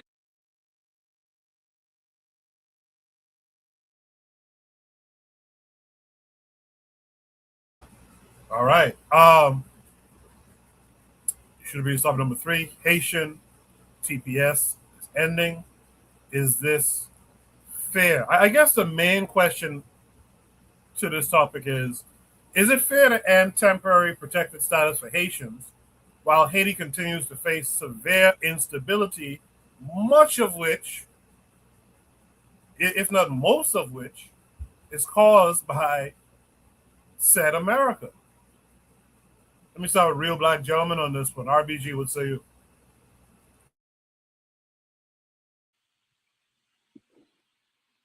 It's unfortunate. I'll say that. The nature of internationalism is that, I mean, depending on who's enforcing the rules, like, you're gonna get what you're gonna get. And so the fact that this is happening wasn't outside the realm of possibility. I'm gonna say that. Is it fair? No. I think it's politically motivated. I think it's just a way of demonizing Black people. At the same time, when, you know, all they bring in is a bunch of white South Africaners. I can't even say Afrikaners, the cons, into this country. You know, they're kicking out basically all non-white people. And so, I mean, I just see it as just another angle of the theaters of diplomacy that are out there. The very, like, thinly veiled digs at Black people and the beautification of white people who basically are anti-Black. The fact that the United States constantly dig. I mean, they just motherfucking under Biden, they took out, what's the name? You know what I'm saying? Went into his house. They said they cut his eyes out on some goofy shit. You know what I'm saying? It's like all this stuff that, like, goes on in just, like, flat blatancy, and you wonder. I mean, just the nature of the country. I mean, it's like you know, the United States constantly destabilizes it, and then you have these people who, you know what I'm saying, who then, you know, basically propagate, you know what I'm saying, the falsehood. They, you know what I'm saying, they're not taking care of themselves. They're not taking care of themselves. They're not taking care of themselves. You need to go back, build Haiti. You need to go back, build your own country up, while the United States and its agents go in and just, like, plunder it, and just, like, constantly, like, anytime, you know, they just the nature of what the Haitian experience, man. It's just from go, they've been penalized for being themselves. And every time they get a spine about themselves, they, you know what I'm saying, everyone somehow, some way, it's their own fault. And, you know what I'm saying, they don't know no better. You know what I'm saying? They're just, you know what I'm saying, just like, you know, just, you know, bottom of the barrel. They're no good when they are doing everything they can to make a way out of no way. They had the earthquake. You know what I'm saying? That wasn't, I mean, well, God, you know what I'm saying? Just that is incredibly stark and overlooked. Hundreds of thousands of people died in that earthquake. Hundreds of thousands of people died in that earthquake. It's unfathomable the loss of life, just the sheer just. And so when we talk about Haiti, it's like it's all one big play. It's all one big, just punish the black man who has some heart. Punish that black woman who has a tongue the spit fire. I mean, in spite of everything else, like why wouldn't you expect them to say something like that? Once you know, but of course this country don't want you to know about the 20 odd coups that they run in through there every 5-10 years. I mean, it's starting to become, it's like all we hear about is like Papa Doc and Aristide and you know what I'm saying? It's such and such and such and such and such and such. And we hear this in our background our entire lives. And that's purposeful. I'm gonna pass the mic. Appreciate that, RBG. Yeah, that's why I wanted the U.S. Freedman guy to stick around, because he made that point of Haitians should stay in their country and build it up, and Black Americans should stay in theirs and build it up. And that's interest. In fact, I'll be straightforward. That's a wild concept. It's wild to sit up here and talk about Haiti is this and that type of country when it's your country doing the most damage to Haiti. So when the brain drain from Haiti occurs and happens from the whole Caribbean and Africa, our countries are destabilized, opportunities are scarce, resources are minimal, and we come to the country that at least pretends to advertise itself as being the place where refugees and immigrants and whatnot can come and help with the project, the settler colonial project that they have going on here, right? But then someone tells you, hey, you should go back to your country. Well, why don't you stop your country from destabilizing and undermining minds? So I appreciate what RBG had to say there. J1, what say you to it? I mean, I was laughing at your comments. I found it very funny when you said that the settler colonial projects that they have going on, which is correct. So what I would say is that the first question we need to ask is, why Haiti? I mean, how many countries do we have in the world? Why Haiti? Why particularly this particular TPS status for Haiti? What is going on? Why Haiti particularly? You see, well, the answer, we can give ourselves the answer to that question through studying the history of that part of the world and the part the U.S. has played amidst other forces in destabilizing any kind of sovereignty and progress. Regarding Haiti. And I would say that ultimately it all goes back to the powerlessness that I'm talking about as a collective, as a group that we exhibit. You see, we should not be in the position to go and beg other people for, oh, look, please let us, stay in your country as basically political sharecroppers and, people who are looked at with disdain and pity. So we should be all about us building our own nation. However, we still have to go back to the issue that why is Haiti in such a condition? And all you just need to do is study the history of that part of the world from day one. And as the reason why I have such affinity for that part of the world is because you see, the ancestors in Haiti, they dealt with the white boy the way that I'm suggesting that we should be dealing with them. So that is the system has been quite vindictive towards them since then. This is not going to be the first time that blockades and so-called embargoes and statuses have had to be granted out the people that refer to themselves as Haitians. And I'm saying that it is all in a kind of a vendetta against what happened, what went down in that part of the world historically. So what I'm saying is that, should we be in a position where we have to kneel down and beg other people to do for us what we can do for ourselves. So basically, that is just whether they leave the U.S. or not. Basically, what are they going back to when they go back to Haiti? And I think you mentioned a brother that says that Haitians should go back to their country and the Black Americans should build their country. Because if Black Americans are building their country, they'll be building America. They'll be building the same country that is causing this terrorism all over the world. So basically, that's just what I'm saying, that there needs to be, we need to start speaking from a position of strength. That's what I'm trying to say. Thank you. All right, appreciate that, J1. In the chat, Trigger IP262 Plus says destabilizing a nation is like the ensign of the people. They don't want anyone safe, so they want you to go either way with the nation itself. And then it also goes back to keeping everything white.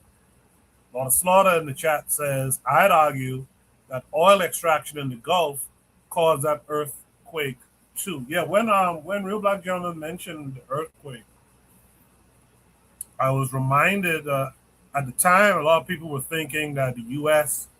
created that earthquake using that technology they have. HARP, is it? I think it's HARP. Using that technology, and that earthquake was simulated, was created just to destroy what was going on in Haiti at the time. With all that said, Black Steel, you've heard everything. Hopefully Black Steel is here. You heard everything everyone else had to say. What say you to all of it? Of course I'm here. What you mean? You thought I left? Yeah, I thought you had left. No, I'm here. All right. So this is the beginning. This is the continuation of the United States white nationalist project, right? At the same time, they're removing Haitians, and also they're removing people from Syria as well. But we're just talking about Haitians right now, right? Because Haiti has been under assault through U.S. imperialism since its foundation. We can go. I'm sure we can all go down the laundry list of racism and interventions that Haiti has been forced to endure, having their gold stolen from them, and they're having their presidents assassinated, and it's propping up dictators and things like that. We can go down the list and talk about it, but it's just so interesting to me that and they came during the earthquake, and from what everyone's saying about the Haitian immigrants, they've been model citizens. They have been, they're getting their healthcare workers. I've had a few of them in my class, some of their kids in my class. They're the type of people who you would want to have. But, the president of the United States is set up here and say these people are eating cats and dogs, and you have, and the thing that bothers me most is that you got Black people who hear this rhetoric and they're like, oh yeah, that's right, send them all back. Like, it's Haitians today, right? But this is a lawless nation that we are forced to live in. You think they won't? You think the Haitians are just being the ones picked on? You think they won't? Any Black person won't stand in for Haitians? Any Black person, no Black person is safe. If there's a Black person at threat anywhere in the world, no Black person is safe. I don't care if your ancestors came here on the fucking Mayflower. I don't care if they're Gullah Geechee. I don't care where they come from. None of us are safe in this world as long as another Black person can be harmed. And that's, I guess, the ultimate essence of Pan-Africanism, right? Black people everywhere need to be able to protect themselves. It's not fair, and we all know that it is racist, and I do understand that is what they're suing on because of the racial discrimination involved in this. I don't know if they're going to come out, okay, but I do know they are suing. So they've sued, and what they're trying to do, and they've got a temporary stay. So they were able to get a temporary stay. That way they don't got to leave right away from the judge. But, it's really interesting how we can see how racist this administration is, and how they have set the situation up to where anybody can see that this is a racist plan, but no one's doing anything because we just accept it, right? It is what it is. These Haitians have, again, they're not really criminal. The rate of crime is very low. They can't even say it is. They have to make up lies about these people. They've done everything to destabilize the country, steal from them, and then when they hit with natural disasters, hurricanes, earthquakes, because they don't have the infrastructure built up, these things hurt them more. They provide weapons to these gangs. And really, to be honest, it's because the Haitians had the audacity to free themselves. They didn't wait until white people freed themselves. And a free, independent black republic was a threat to the entire slave system. In fact, the liberation of Haiti helped lead to the end of slavery, not just in the Caribbean, but across the world. It's something that we don't really talk about, the debt that we owe the Haitian people for their decision to strike for their liberty, strike for their freedom. I don't think that's talked about enough. I think that more African people should speak about how we would not be where we are, and America, France, the West never stopped punishing them for them daring to free themselves. It's very sad to see what's happening to the Haitian people. Very frustrating too. But this whole TPS removal is just another buildup of this white supremacist, white nationalist organization. These Republicans, their Project 2025, they want this to be a white nation. They want to remove or disenfranchise everybody. That's what the whole thing about birthright citizenship was about.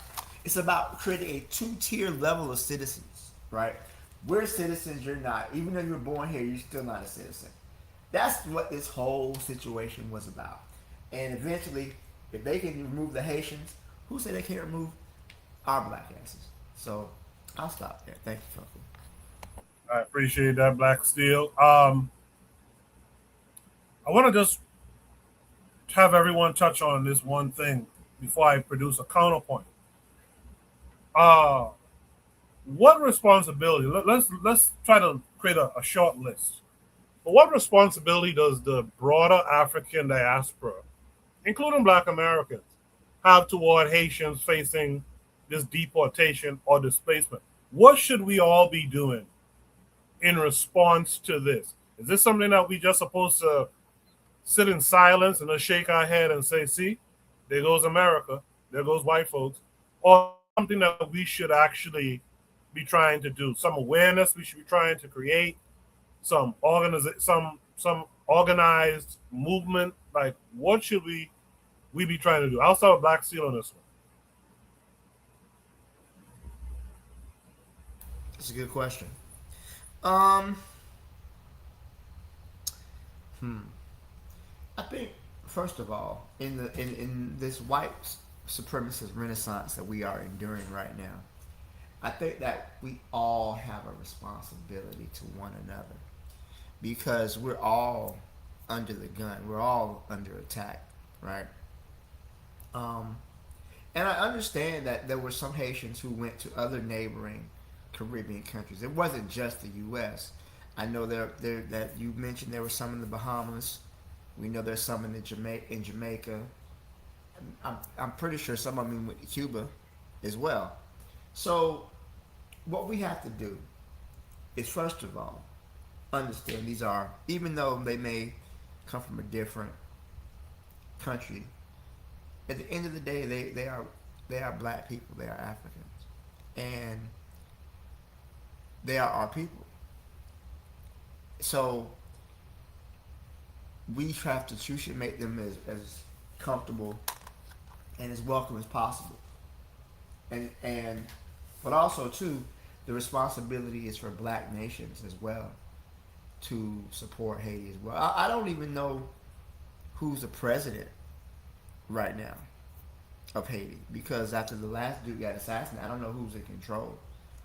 I'm pretty sure he's a U.S. puppet. I'm sure, but we have to make it to our point to support and give refuge to our brothers and sisters, no matter where they come from in the world. So that's just, I would say, that's our responsibility for that. Is that, you know, I understand that the United States is a wealthy country and a lot of refugees want to come here because of that. But this ain't the time. It ain't the time. The Klan is in control more so than usual. But yeah, I'll leave it there. Thank you. Appreciate that, Black Steel. J1, what say you? Yes, sir. So I'm not sure. I think yes, this is the first time I'm actually speak. I've been a big fan of Shoot the Breeze for a very long time, but this is the first time I actually had the time to come on here. So I have some you would call it unconventional takes about what are nations and what is actually a nation or what's actually going on. So basically, when we are discussing, as it says, king color nationalism, white supremacy, what is actually going on? I'm saying that when it concerns the issue of who are the people on the planet and what is actually going on, I'm saying that if you want to speak about power or about racism or about things like that, the first step you want to do is you want to erase all the lines on the map. Why? Because those lines don't exist anyway.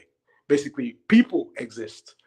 What is happening right now is because the suffering, the poverty you're seeing from, you can mention Haiti, you can mention Nigeria, you can mention the Congo, you can mention Jamaica. Basically, the way I see it, it's all basically just the same thing. Black people don't have the power to to protect ourselves from people who rejoice in seeing us suffer, basically. So what we should be about, whether you're from Haiti, whether you're from anywhere else in the Caribbean, whether you're from Africa on the continent, you should understand that there is a need for you to be able to develop power. So I can give you a practical example of the way I look at it. So if I come on this particular panel, if I inform you guys that there is a bully and this bully keeps just slapping me around, rapes my girlfriend, whatever, you understand, what you're going to tell me is you need to take care of yourself, you need to go to the gym or something, get a whatever, so that is what I'm saying, that it should be our mentality, that we need to start relating with ourselves and with other people as well from the position of power. So what we want to let our Asian brothers and sisters understand is there is no substitute for sovereignty, for independence, for being able to make your own decisions and do your own thing and decide. So if a country like the US is, putting puppets in your government, if they are disrupting your economies and if they are disrupting your nations, you should be able to, find what I would say a more permanent solution to that particular problem. And the solution is going to start with us developing power, group power, collective power. How we're going to do that is, of course, we have very brilliant, intelligent brothers on this platform, something we can always open up for discussion. So that is the way I see it. Thank you. Appreciate that, J1. Thanks for finally coming through and being a part of the panel. It's greatly appreciated, believe me. Last but not least, real black gentlemen, what say you to what Black Steel and J1 have spoken to? I mean, it's hard to say. Being in this country, the United States is the white nation. It is demographically the white nation on earth. It is the nation of that has the most white people. If there's a nation of white people, it's this one. So it's hard to have the a black nation in the white nation. It's not impossible. It's just, what it is. All the intricacies that you'd have to do to clear out space for it. You know what I'm saying? I think that you can do an underground railroad again. You know what I'm saying? Like, you know what I'm saying? If you got to, you know what I'm saying? If you're really trying to stay and not go back, the whole go back. I mean, who am I to say tell a person to go where go You know what I'm saying? Where am I going to go back to? You know, go back? What do you mean? I was here. Back to what, the hospital? What do you mean go back? You know what I'm saying? It's like, you know, it's one of those things where it's like, I'm not here to sit here and chase anyone. I'm especially when I know what it is. And the thing is, like, along with Haiti, it was Syria that they had on the same day, like, got rid of the TPS. But I'm pretty sure that, like, the Syrians, you know what I'm saying? Like, it's a whole different scene. I mean, I won't necessarily say that, but like, it's the nature of, like, you know, the United States to go in and try to fuck over your people, right? And then those people come here, Vietnam, all them Balkans, and then, like, you can just imagine, hell, Japan, Korea, you know, you name it, you know, everywhere in Africa, you know, everywhere that the United States goes in and picks on. Afghanistan, right? Let's not forget all these places, you know, Cambodia, even in Laos, because it was not just in Vietnam when it was over there. It was all over Southeast Asia. That was crazy. But like everywhere that Mexico, because it's not like the United States ain't fucking with them, right? It's like everywhere, Cuba, everywhere that the United States goes in and picks with and sets up coups. It's all, you know, you can just go on and name. Even all up in Europe and whatnot. Everywhere they go in and play with, you know, the people get shaken off and get allured by America. America will take you in. But then all of a sudden, if your paperwork on this day ain't what they're enforcing on this day, all of a sudden your number's picked. And it's just one of those things where it's like, okay, you're gonna kick the Haitians out when you know that the United States, Biden and them just went over there and destabilized the whole government, bruh. I mean, these are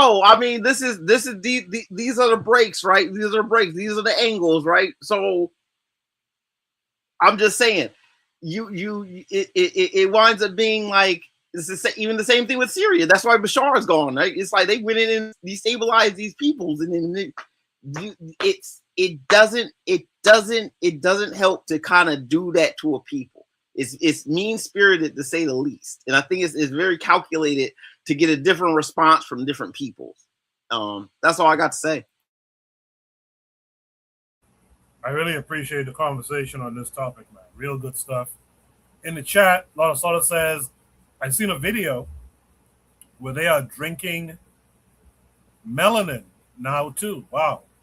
He says FBA is going to be the name of their elixir in the future. Kofi asks a question, when did Biden destabilize Haiti? So I'll throw it back to RBG and them in a second. But also Culture Education mentions that, yes, a lot of Haitians in there are a lot of Haitians in Eastern Cuba, responding to something that Black Steel said earlier. RBG, before we move on to the next topic, do you want to address when did Biden destabilize Haiti? Wasn't the last president knocked off by some U.S. mercenaries? I mean, that was during the Biden administration, right? I mean, motherfucking Blinken was up there talking about that shit. I think they were Colombian mercenaries, actually. Well, what? Colombian, but I think they probably, in the U.S., they probably were hired by them. Of course. Who has the money to have a whole soldier run up into a country with some kind of subterfuge, bruh? I mean, it takes money to do that shit, man. Of course, who's running a block on that whole sector of knocking over Haitian presidents, bro? Do you think the Colombian was like, we just feel like knocking over Haiti today? You know what I'm saying? You know what's understood sometimes doesn't have to be spoken, right? Of course, the United States knocked over Haiti with the last coup attempt. I take that shit sight unseen.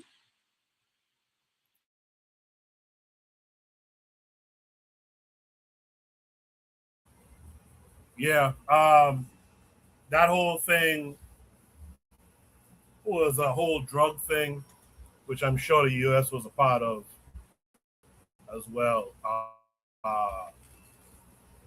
Because Colombians try not to. I'm gonna tell you something. Coming from the Bahamas, Colombians who are involved in that drug stuff, they try not to really be seen too much, and for them to be involved in that, I'm sure the U.S. played a part in that as well. Man, good discussion.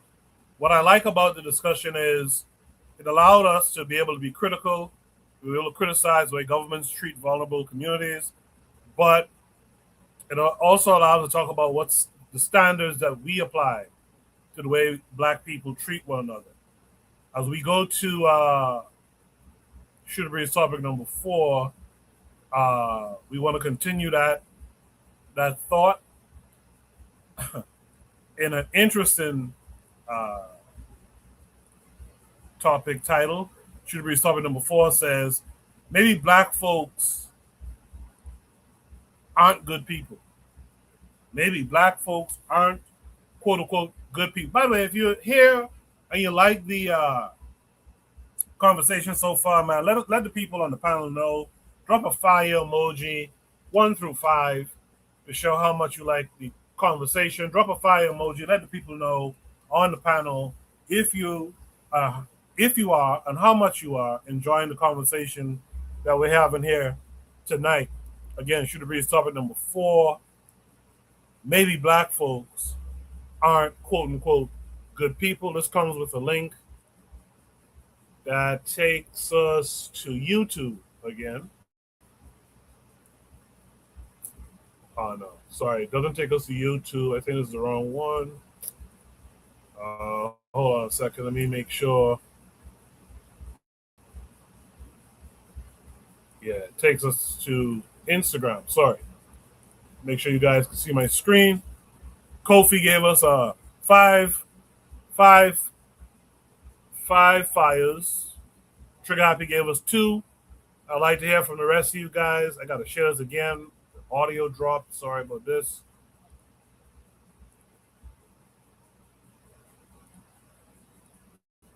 Okay, here we go. This should work this time. Let me just double check. Make sure you guys can see my screen. Yes, you can. So this is a short. I'll play it once or twice, and then we'll discuss.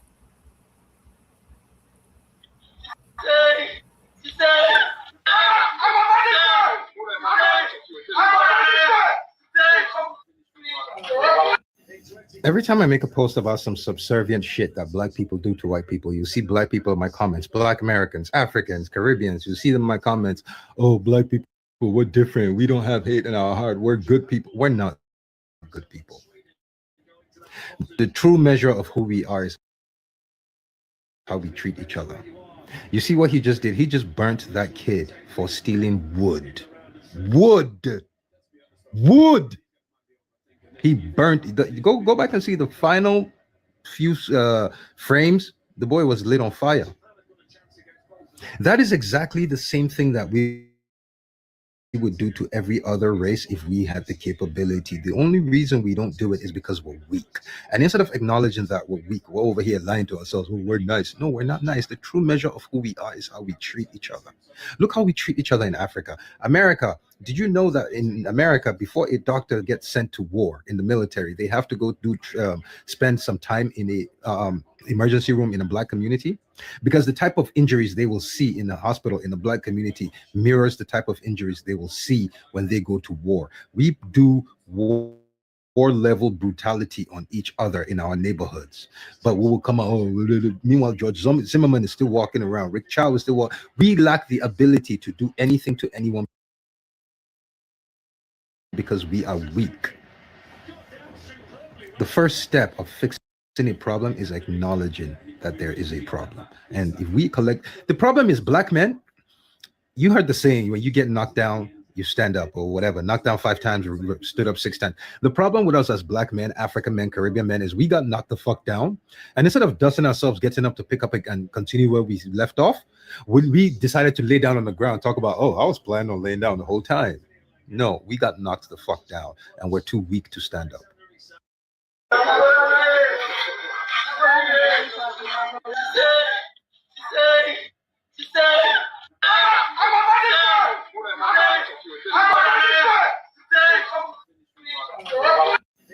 Every time I make a post about some subservient shit that Black people do to white people, you see Black people in my comments, Black Americans, Africans, Caribbeans, you see them in my comments. Oh, Black people, we're different. We don't have hate in our heart. We're good people. We're not good people. The true measure of who we are is how we treat each other. You see what he just did? He just burnt that kid for stealing wood. Wood. Wood. He burnt. Go back and see the final few frames. The boy was lit on fire. That is the same thing that we would do to every other race if we had the capability. The only reason we don't do it is because we're weak. And instead of acknowledging that we're weak, we're over here lying to ourselves. Oh, we're nice. No, we're not nice. The true measure of who we are is how we treat each other. Look how we treat each other in Africa. America, did you know that in America, before a doctor gets sent to war in the military, they have to go spend some time in a emergency room in a black community? Because the type of injuries they will see in the hospital in the black community mirrors the type of injuries they will see when they go to war. We do war level brutality on each other in our neighborhoods, but we will come out. Oh, meanwhile, George Zimmerman is still walking around. Rick Chow is still walking. We lack the ability to do anything to anyone because we are weak. The first step of fixing a problem is acknowledging that there is a problem. And if we collect, the problem is black men. You heard this ever, knocked down 5 times, stood up 6 times. The problem with us as black men, African men, Caribbean men is we got knocked the fuck down. And instead of dusting ourselves, getting up to pick up and continue where we left off, when we decided to lay down on the ground, talk about, oh, I was planning on laying down the whole time. No, we got knocked the fuck down and we're too weak to stand up. Strong words. They had to play it twice on my Dr. Umar type of thing. Let me just read some of the comments under this video. And by the way, you guys drop a 1 if you like this content creator. I can't remember his name, but he goes by Gothic Aboki 2. Drop a 1 if you guys like his content, generally speaking. So someone here says, wood that will be burnt. A human can, but spare the representative taking all of what will make your life better. How is that wood going to better the life of this man? Jungle justice should have no place in society. Someone else here says, why is this always happening in Nigeria? You will never see someone born by fire because he's still this madness. This madness only exists in Africa. Someone says, you are complaining of wood. Come to Delta State. They could roast a human for just Gary. I mean, 1 cup of Gary. It's so sad. So those comments seem to be following that type of trend. Trigger Happy likes his content. Trigger Happy also says, the only way you treat each other well on a social level is to understand the deep kinship you have with each other, which takes a deep educational overhaul. I like that comment. Lord of Slaughter also likes his content. Earlier during it, Real Black Gentleman, RBG, said bullshit. He said, how is that quantified? Real Black Gentleman, speak on it. No, I'm just saying when he said about the trauma and how the doctors are sent to black hospitals, what is that measured by? Is that anecdotal or what? Like, I mean, really? I mean, are we actually just saying that and just like saying it with enthusiasm and emphasis? Like, come on, man. Like that.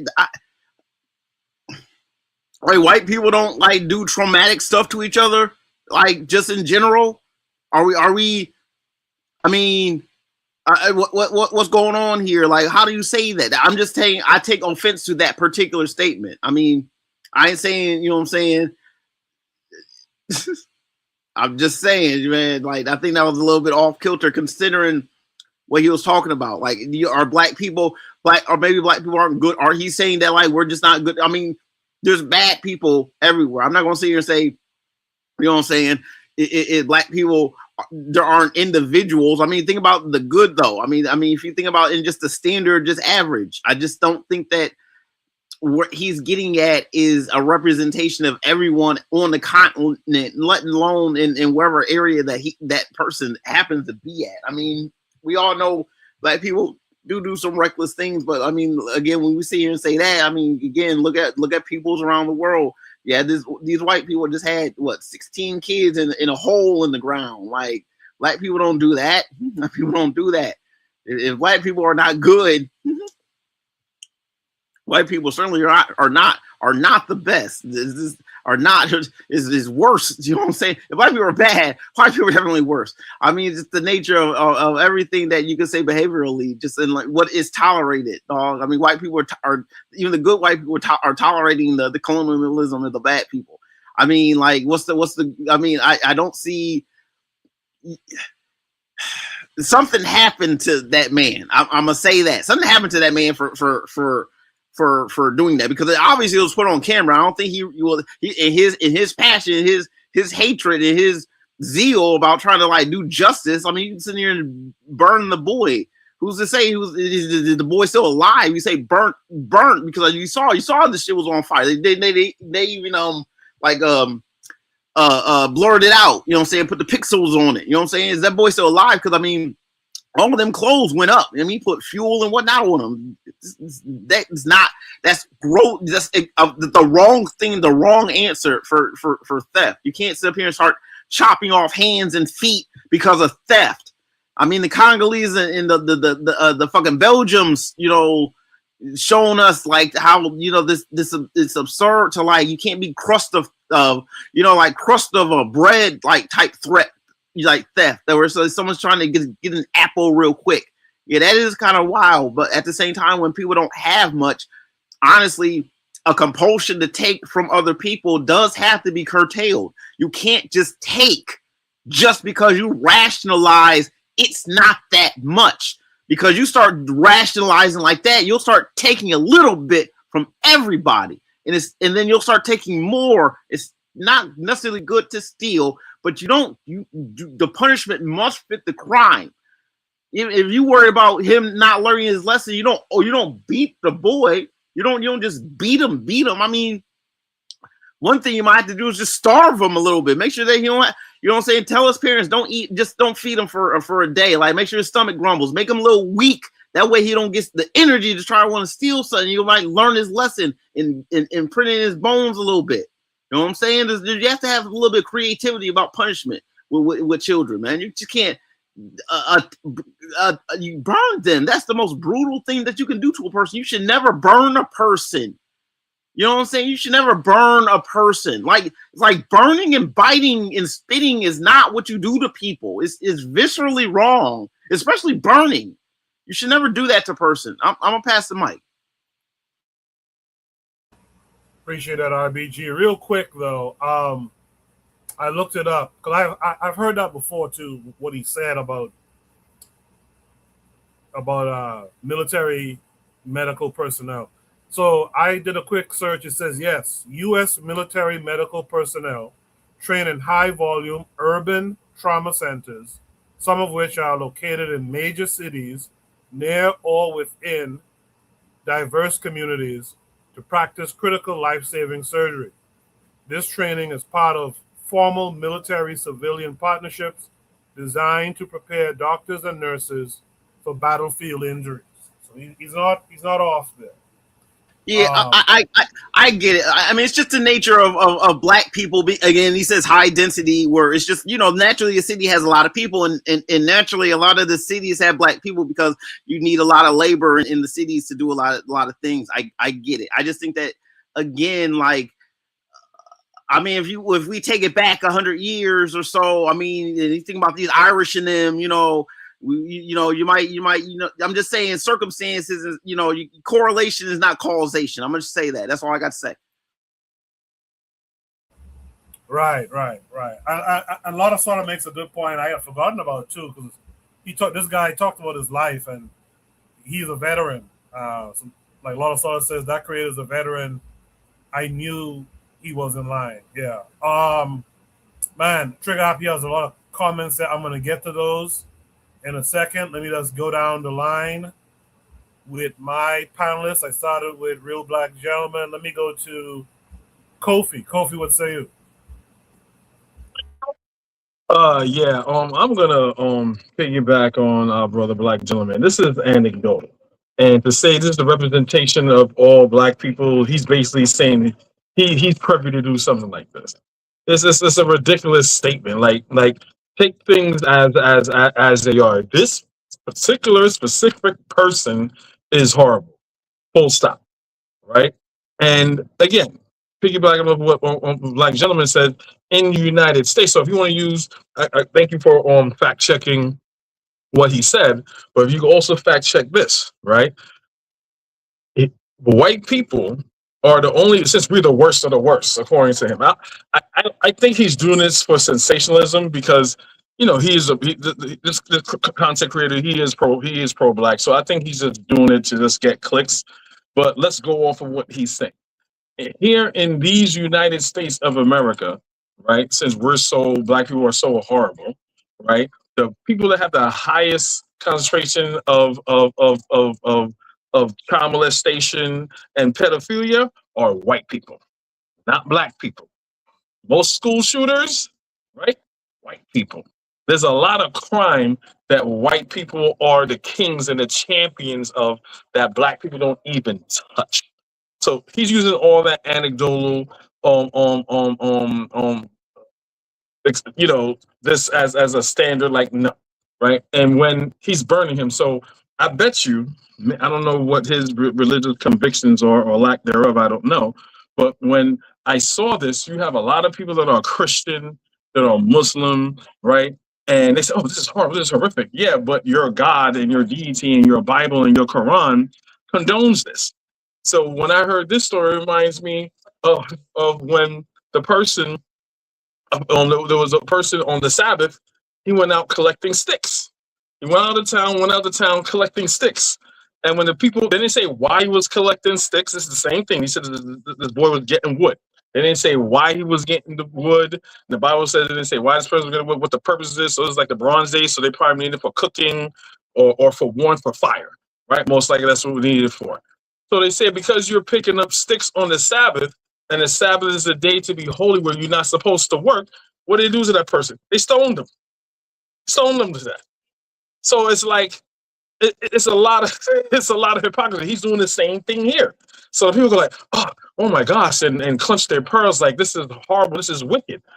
I'm pretty sure these people are Muslim or Christians, and when they read that verse on keeping the Sabbath day holy, they don't clutch their pearls. They go, yeah.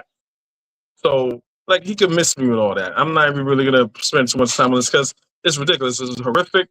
Most likely the person got caught, but this is a bad example to use as a standard of all Black people, knowing that white people are way worse. I appreciate that, Kofi. I'm just going to read this comment from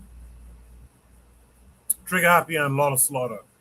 Trigger Happy says, I think the point is not about whether we are bad or not. We don't really treat each other the best. We treat each other good in windows.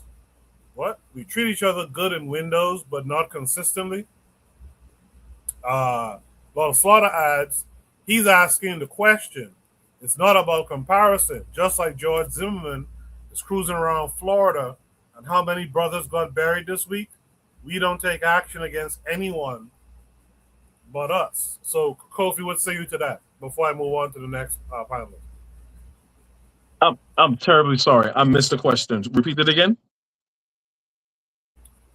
I just read those two comments. My question was, what are your comments to those two comments? I'm sorry, brother. My son came in and distracted me, and I did not hear that. If you don't want to go over it, I totally understand. I'm sorry. Oh no, I got it. It's Trigger said in the chat. I think the point is not about whether we are bad or not. We don't really treat each other the best. We treat each other good in windows, but not consistently. Lot of Slaughter adds, he's asking the question, talking about the guy in the video. He's asking the question.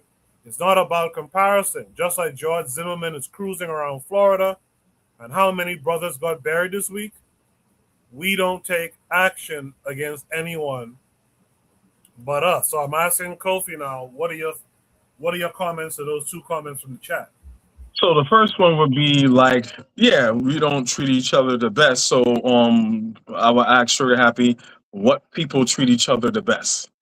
What people as groups of people we can inspire to be, since we're so horrific, since we're horrible, since we're inherently just wicked. So my question to you, what would be the group of people that we need to emulate? So there's that. So brother Lord of Slaughter, the brother's right. The brother's right when it comes to that, and we have touched on that many a times. And yes, when it comes to that, there is a cowardness there.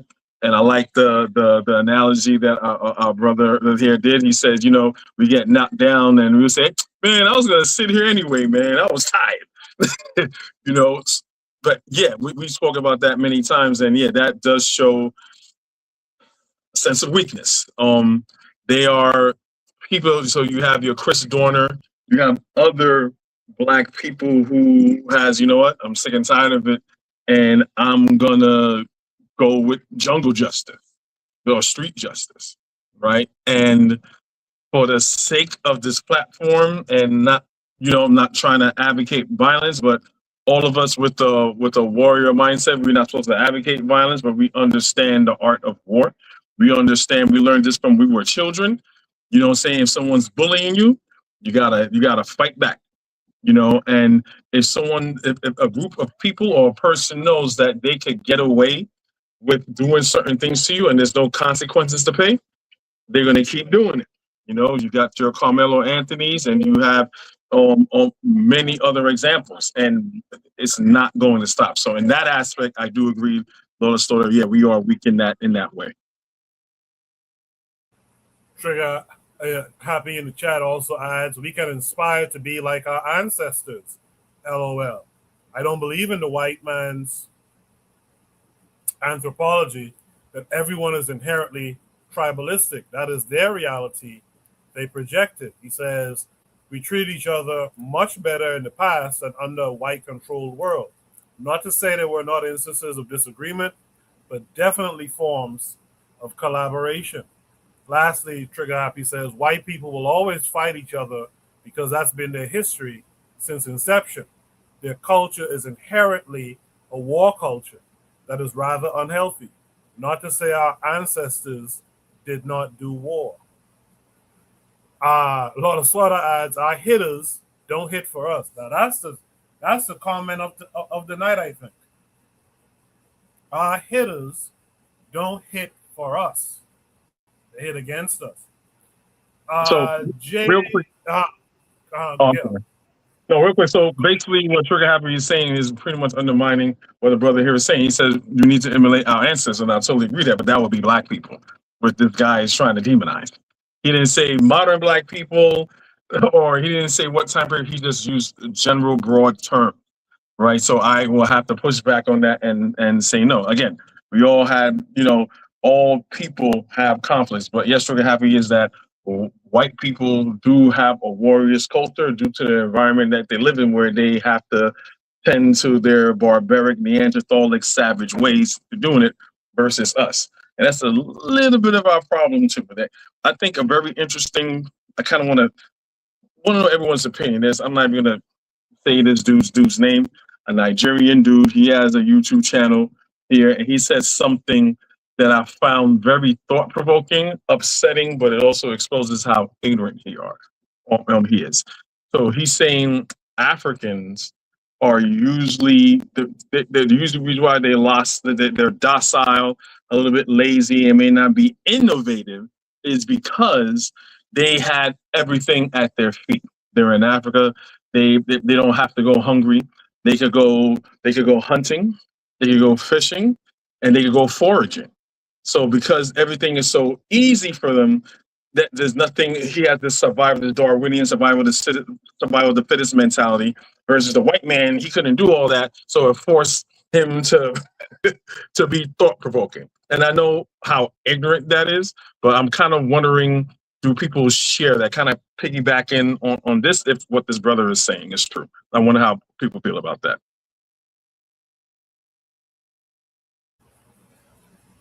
Anyone can respond to what Kofi just asked. if you have any thoughts, just speak up and provide them, I guess. My bad. I was kind of like lost in thought for a second. I wish you could repeat that, because I mean I kind of heard what he was saying, but if you could kind of like rephrase that. All right, I'll make it real quick. So basically, they had a Nigerian guy that's very, very conservatively Americanized, saying that Africans had it easier. The reason why Africans are so lazy, they're not as innovative, is because in Africa, they had everything easy. They didn't have to go hungry because they could fish, hunt, do all those things, and they could be late and they're lazy. Versus the white man, they didn't have it easy as that, where he's in the frozen tundra in the Caucasus Mountains, forced him to be innovative and smart. So how would you feel about that? I disagree with it. I could give you an answer to why that's not true, but I wonder how other people feel about that. Oh, how I feel about that. Look, I think you gotta watch out for juxtapositions, right? By lazy comparison and contrast. You gotta watch out for the lazy juxtaposition. Trying to like put characteristics on things and trying to set them side by side to get a contrast on things that really isn't really what it actually may represent. Like black people aren't dumb because we I mean, it's like just saying that we fish and hunt. I mean, you have to have like strategy when you're getting a whole animal, like an antelope or something, a whole creature that does not want to be chased and pierced with a spear or whatnot. They don't want that. They don't want to get God. They don't want it, so they're gonna run away. But you know, you have to be smart enough to, you know, tactfully, you know, with the persistence hunting, you know, that black people are the best at, you know, hunting down animals over the extremely long distances in the heat, and just kind of like corralling the little creature, you know what I'm saying, until he wears out, and you go ahead and you kiss him on the forehead, and you know what I'm saying, you thank God for what you have to do, and it's different. You know, I mean, that's not a dumb thing. You have to like think about, you know, where you want to take the animal. You have to be aware of your own capabilities. Like, can we keep just going in this direction? Can we stop and get something to eat on the way while we still chasing this animal real quick? Like things like that, which is not a dumb thing. Yeah, that whole, well, they had to make do in the cold, and it's like it's not just always cold. And I mean, it's not. I mean, the nature of like peoples and populations, it's like, you know, no one's really out in the tundra. You know what I'm saying? Unless you actually have like sustained, like, you know, sources, you know what I'm saying, bona fide like systems of, you know, doing things. Just like, you know, if you're trying to fish, you know, you're trying to have fisheries, you're trying to make sure that you're not overfishing, or you have to quantify things. You can overfish even if you're just like using like little line and hook. You have a lot of people fishing. You'll take all the big fish, and all of a sudden you don't have big fish no more. You know what I'm saying? That's overfishing. It happens. Because I mean, how much fish are you going to eat in a village of, you know what I'm saying, let's say a couple hundred people? That's a lot of fish a day. Oh, that's a lot of fish. So you got to be smart. You know what I'm saying? You know, smarts are different. It's not better or worse or anything like that. I want to just demonize people just to demonize. I'm focusing on what we do. It's like our ingenuity is our ingenuity. You know what I'm saying?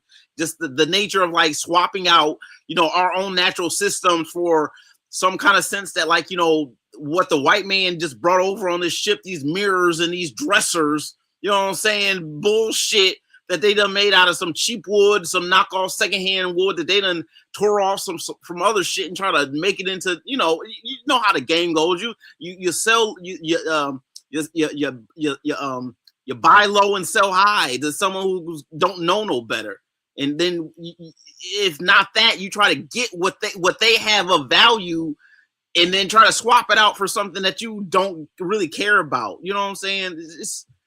I'm not really worried about like the ideas of black unintelligence, because I know that, you know, in hindsight, we recognize what happened to whole divide and conquer. That's all it is. And once you recognize, even to this day, it's divide and conquer. It's just as long as you know black people's self-determination isn't influenced and undermined by some white interests. I mean, black people can do what black people want to do with the black people that they want to do it with. That's all I got to say. Yeah. So yeah, you kind of touched on pretty much what I wanted to expand upon. So the reason why when he said that nonsense, this is a person that doesn't understand anthropology, doesn't understand human history, human behavior, and what makes him as an African great. If anyone, you can listen to Dr. Clark, listen to Dr. Ben, or any anthropologist. Human civilization, we know, all started in Africa, right? And all civilizations are by rivers and lakes. So once you don't have to worry about where I'm going to eat, where I'm going to sleep, things like that, and you're able to take care of those needs. All you have is time to sit, think, ponder, look at the skies, understand how the stars work.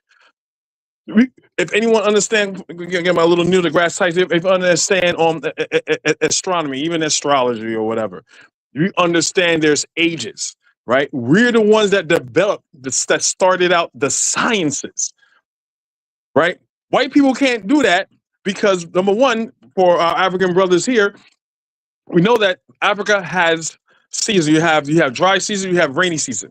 In Europe here and here in the Northeast, you have summer, spring, winter, fall. Now, the further north you go, where we're talking about on white people, they have long periods of winter. Shit ain't growing. Shit is not growing at all. So they have to do what? Harvest. They have to harvest. And if it was a bad harvest for that fall that they have, right, they're going to suffer through the winter. So that's why they're always in beast mode, because most of the time there's not enough resources there. Remember, white people are an accident. Nature never intended for there to be white people. White people is is an accident, is a mutation type of accident, right? So I'm just wanting to say that I don't want to go on too long, be too long-winded. But when people say things like that, once you understand who your ancestors are and how great they were, right, you could see a fraud coming from a mile away. We were blessed with Africa, so we could be the first scientists, like you were saying, on Black gentlemen, understand how to hunt, understand how to do surgeries. You know, we were the first people. They talk about the Bronze Age, the Iron Age. We were the first. We were the first people to do iron smelting before the freaking Iron Age, right? All those things you can only do if you sit, think, and ponder, and you have everything that the Creator has given you. I pretty much ended there. Appreciate that. Yeah. So let's bring the topic back closer to what we were originally discussing. Yes, it's true who we were, and that's who we must emulate, who we were. But we are in a situation now, and I think the brother here, Aboki, I think he's talking about where we are at right now. Right now, like Lord Slaughter said in the chat earlier, our hitters ain't hitting for us. So we we have to get back to who we were before. So that's a good reminder. But going down the line again, in terms of should read topic number 4, maybe black folks aren't quote unquote good people. J1, what say you? Yes, can I be heard? Yes, sir. Oh yes. So the app kept kicking me out for some reason. Yes, but this is a very, very important and interesting point, brother. So the content creator, his name is Issa Bako, is from Nigeria. So am I, from that part of the world. And I have been on his podcast before. I wouldn't say the brother is a black historian. However, he's using his platform to at least discuss some of these very serious issues, which is, I think, should be everybody's priority. But I can just go ahead to just address the issue of maybe whether or not we are good folks or not. So basically, one of the points I want to start with is the psychology of oppression. I think it was Fanon that was talking about that, about how people who are oppressed, what we have noticed studying the psychology of oppressed people, of people who have been oppressed, enslaved, is the tendency to be able to turn that anger inwards. And of course, the reason why the video you played about things like jungle justice coming from that part of the world, it is not new. It's not new. If you ask what is the reason why this brother is setting the other brother on fire, for example, it will be something totally nonsensical like that. Doesn't make any sense at all. So it's not. We are saying that it comes from that deep rage that we are currently in this particular social political condition, poverty. We're not able to really experience, live and optimize and actualize ourselves as full human beings under, of course, living under a white empire like we are currently. So I would say that this is deeply intertwined with that psychology of oppression, the psychology that instead of, channeling the anger and the rage of oppression externally, we start to divert that internally, and well, who are usually the victims? The people who are the closest to us are usually the victims of our particular anger or rage.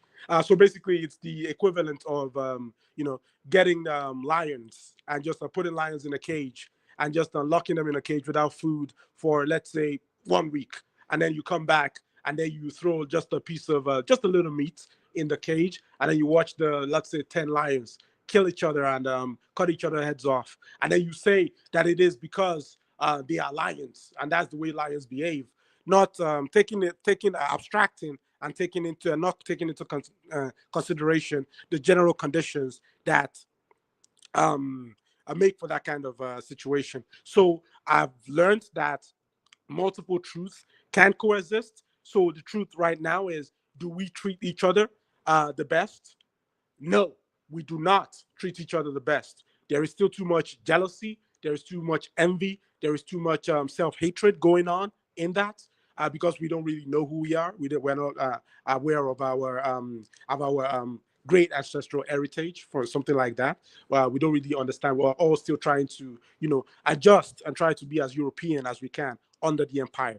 But one very, very important thing I have to point out, and this is my second point, is we should never equivocate our behavior right now to our blackness.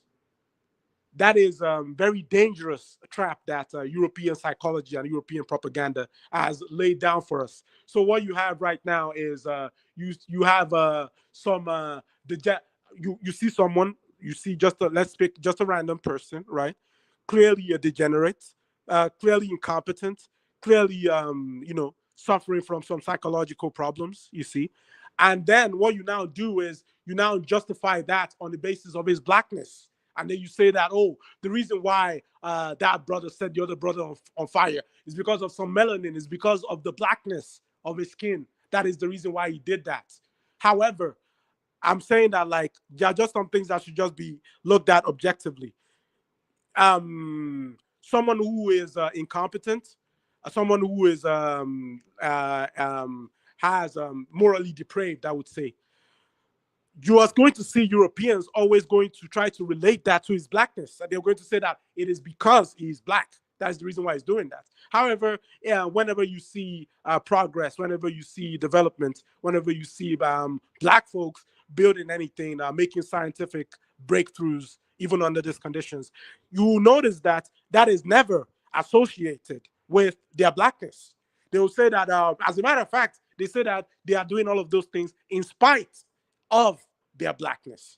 And you can see the reverse on the other hand, by you see white folks, they just go out, they just whatever, kill the whole village, blow up the whole world, whatever, it doesn't matter. You see that most people never use that as a kind of catch-all to say that, like, they are doing this because of their whiteness. You see them abusing all these children, right? You see them with all these cannibalism that they engage in, right? You see nobody's saying that because of their blackness, but if it's a black person, they're always saying that it's because of the blackness. Get the hell out of it. So that is a very, very dangerous trap that they've always set. And as I mentioned, Brother Isabako, bless his soul, he is not a black historian. I'm saying that there is a reason why we behave the way we behave right now. And that is what we should actually be focusing on. Not to say that, oh, because that we are just black and bad, and why are we doing this? And then we are going to say that it's just because of our blackness. So that's just what I wanted to say. Thank you. Well done. Well done. Well done. Um,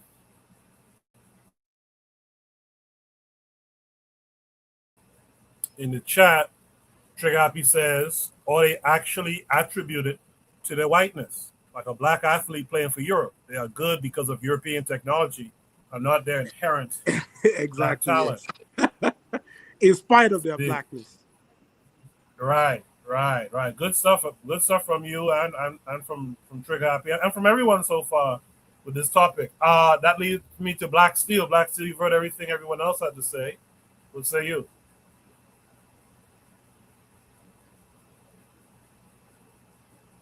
Well, the previous poster just kind of stole my thunder because I was thinking about Fanon when he said the oppressed are always taught to think the worst of themselves, right? So when people can say, "Oh, black people don't treat each other well," like black people are human, right? There's good black people. There's bad black people. If we can show a random black person in Nigeria set somebody on fire. This is a horrible thing, right? But like you said, this is not indicative of black people as a whole, right? And the thing is, black people are always judged by our worst, our worst individuals. But we're never. But other races get judged by their best. So we all know who's leading the child corn collections and the school shootings and the animal abuse, all of that stuff. Who's in charge of that? But white people never get judged on that. There was a story. This happened yesterday. This woman, there's the TikTok thing where the people act like they're in a Netflix documentary. So the woman sat down and said that her soon-to-be ex-husband was a pedophile, and put it on TikTok because apparently he was a coach and he got caught kissing one of his players. Do you know this man broke in that woman's house and killed her and then killed himself? Right? But again, he's not judged. White people are not judged on their worst characteristics. They can sit up here and say black people don't treat each other well. White people create whole world wars with each other. Mass murder, orgy killings. All right? White people have committed genocide on every inhabited landmass on earth. Don't come to me talk about some black people don't treat each other well. All right? Please don't.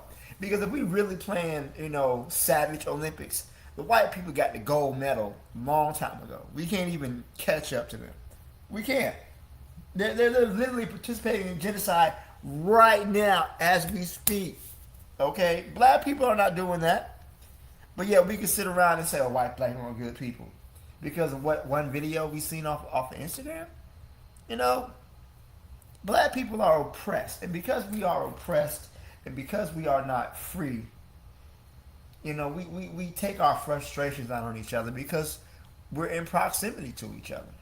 When you oppress people, when you deprive them of their human rights, deprive them of their life, their liberty, it's gonna happen.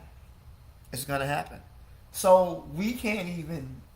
It would take us another 1,000 years to ever catch up to the crimes of white people. Talk about we don't treat each other well.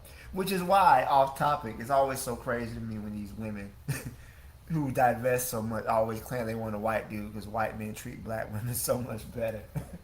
And black men too, those black men that just claim they want to, those black people that want to partner of a different race because they treat them so much better. It just boggles my mind. But yeah, I'm not gonna harp on. But I'm just saying, I don't know this dude. Maybe he's dealing with some internalized anti-blackness. It happens to all of us. Sometimes we see stuff. It's like when you go watch the news and they're telling you about some horrible story, and in your heart you're hoping, please don't be black, please don't be black, please don't be black. And, when you hear something, oh, this person robbed the bank and stole like 20 pounds of chicken wings. I'm like, oh, please don't be black. And then they come to be black, like, fuck.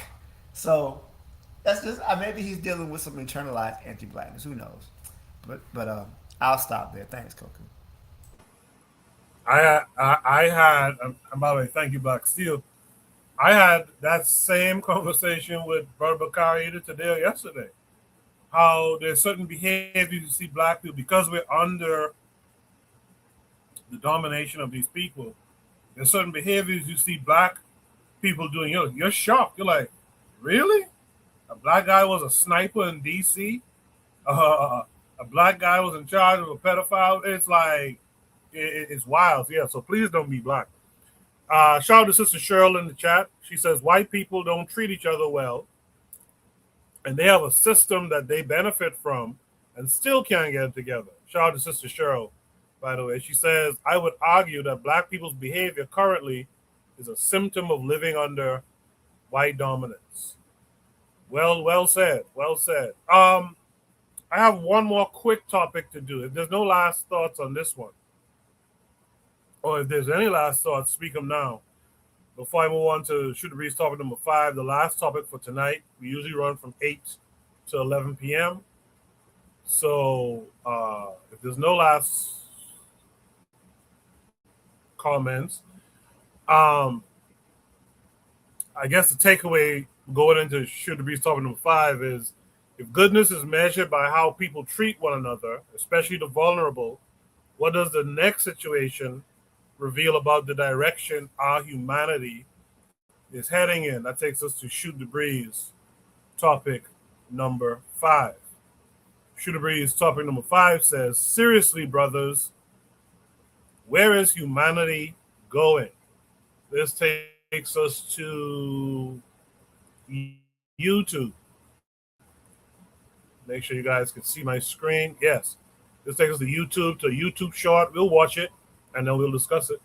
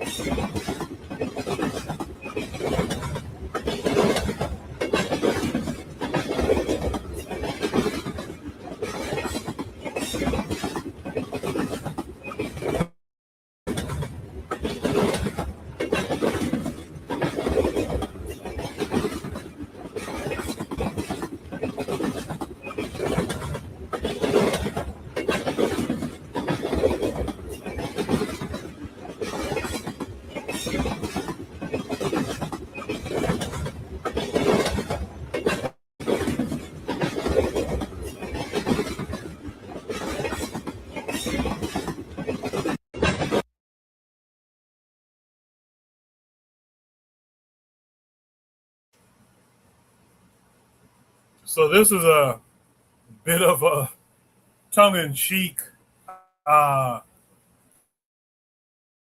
video of crazy shit that you might see on the train in New York City. Things like people having a full dinner, knife and fork, eating, carving up turkeys and eating them. Things like people being dog walks, like human dogs, a rat eating out of the mouth of a sleeping person on the platform. That's crazy stuff. So, should the breeze topic number 5 deals with are people becoming less compassionate, or has social media simply made humanity's worst behaviors more visible? So some of these are like pretty piss poor behaviors. Are we less compassionate towards it, or it's just that it's all visible now? So we see everything that's going on. I'm just gonna go down the line with it. Kofi, what say you? You're a New Yorker. What say you to what you just saw?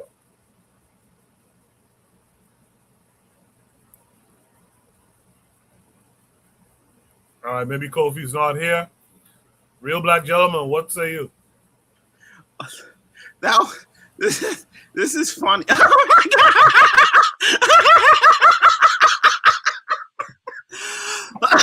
Oh my goodness! He can't ride the subway no more. He's the look on his face. He just looks around. What is that? No. Yeah, where's humanity going? What's he got the bird eating the bird, man? Like, look at this. Look at this. It is. I guess I'm assuming this is in New York. I gotta assume this is in New York. I could be wrong. Oh my god. What was that? Was he like trying to like and the rat is, oh god, no. Like this.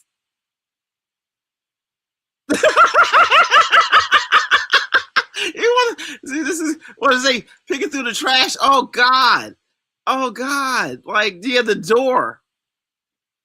Just yeah. I mean, that just goes to show you, like, you got to make sure your infrastructure is good. I mean, you can't have bridges and rail lines and stuff falling apart. This is crazy. Yeah, like you never know who's going to be on the subway. I mean, it is what it is. I mean, it's how everyone gets around in the city, and everyone means everyone, and you come. Oh my god.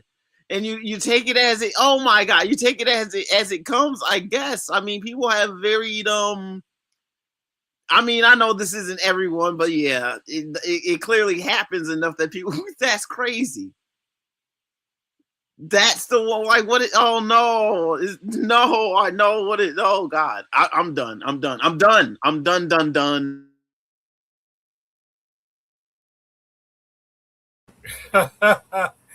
Yeah, that's New York City for you, man. I don't ride the train every day, so I don't see a lot of the crazy stuff, but I have seen a lot of this type of stuff. You know what's funny about this video? The first lady who's shaving the underside of her feet. It reminds me of an episode of Martin when Martin was playing Shanae, and Shanae was in the shop, and she and Gina was working there also, and Martin was like, when you do so and such feats, you gotta get in there, and he pulls out a power tool and just starts sanding down her, this woman's feet. It's real funny episode. J1, what do you see here? What say you? Oh my god, I can't get over the dog that just opened his mouth.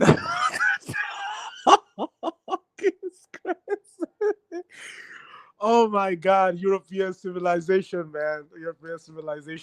So white civilization, that is what I just have to say. Basically, you can see the same level of madness going on over where I live as well, north of the United States border.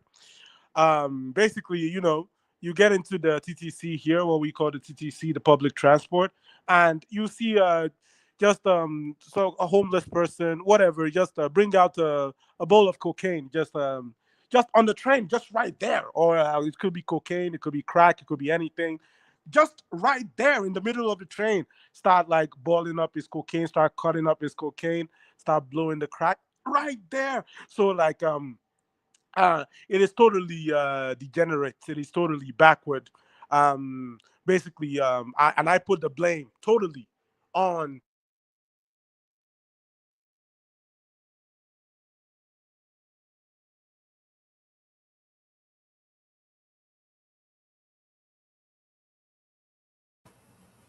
Did J1 cut out?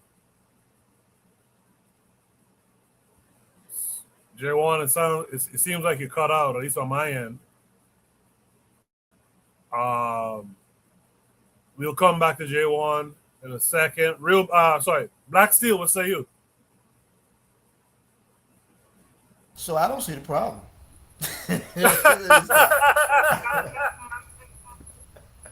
I don't. Let me stop. Man. I mean, you know, when you got people living on top of each other like that, when you got a parts crowded where city the like so that. what I'm saying is that Oh, go ahead. Yeah. hello? Yeah, bro, you cut out for a second, but go ahead. Oh yes, I think I had a call. Yeah, so basically, when you look out your window right now, if you're living in America, if you're living in Canada, wherever you're living, if you look out the window, you still see like a semblance of normalcy, right? Even with and I'm saying that with regards to this a video like this, you still see like the cars are still but when you go to some parts of the world right now, things are totally in chaos. Things are totally out of order. Things are basically upside down, literally, in those parts of the world. So this is what, and so this is I always laugh anytime I see some of these white boys bragging about their so-called civilization and progress. And I'm asking that the way I measure civilization is the human relations, as in the way we relate with one another. And based on what I've seen, and I don't think there is any the relationship between humans can degenerate to the level they are at right now. So basically, we have people setting themselves on fire, people having a buffet on a train, whatever, cocaine, crack, drugs, rampant. So that is what you would expect. But I'm saying that we should see the degeneracy not as something that is coming from the bottom of the society. I'm saying that the example that is being set from the very top, from the people that the so-called people that are so-called calling the shots, they are the ones that are dictating, and it is their behavior. We pattern the things we do as the things people do because I don't relate with most of it. These madness. The things that they do, I'm saying that it is coming from the top. So this is what I would say is that where humanity is going, this is white civilization at its best, and that is why what we have has to be to overcome this evil, because we see that the potential of humanity has totally regressed. We are not progressing. Somebody made a point the other day that the better the technology gets, the more backward and the more regressive the mindset of the people become. And so that's just what I wanted to say about that. And also, um, um, their idea of progress, their idea of humanity is limited only to their white group only. We are not considered as humans according to the way they run things. They don't like, we don't, their definition of humanity, they does not include black folks. So what they are planning currently to even further regress the status of humanity right now, right, is that I was listening to Elon Musk the other day. He was talking about how he's going to invest all these billions and all these trillions of dollars. He's going to invest all of that. He's going to invest it into full automation. So with the full automation he means would be all those jobs, because right now the reason why most black people don't think racism is a problem, don't think we need to be moving differently, most for the majority I mean, is because things are still, they still have like crumbs on the table, right? All of that crumbs in the further future, look out for that, watch out for that. That will be swept off of the table right now. And when we have full automation, in my opinion, that is when the real fun will begin. Because you see out there on those streets, you see there will be fighting and human beings and people killing each other just right there on the street that you see right now. All I just have to say is just wait for it. So thank you.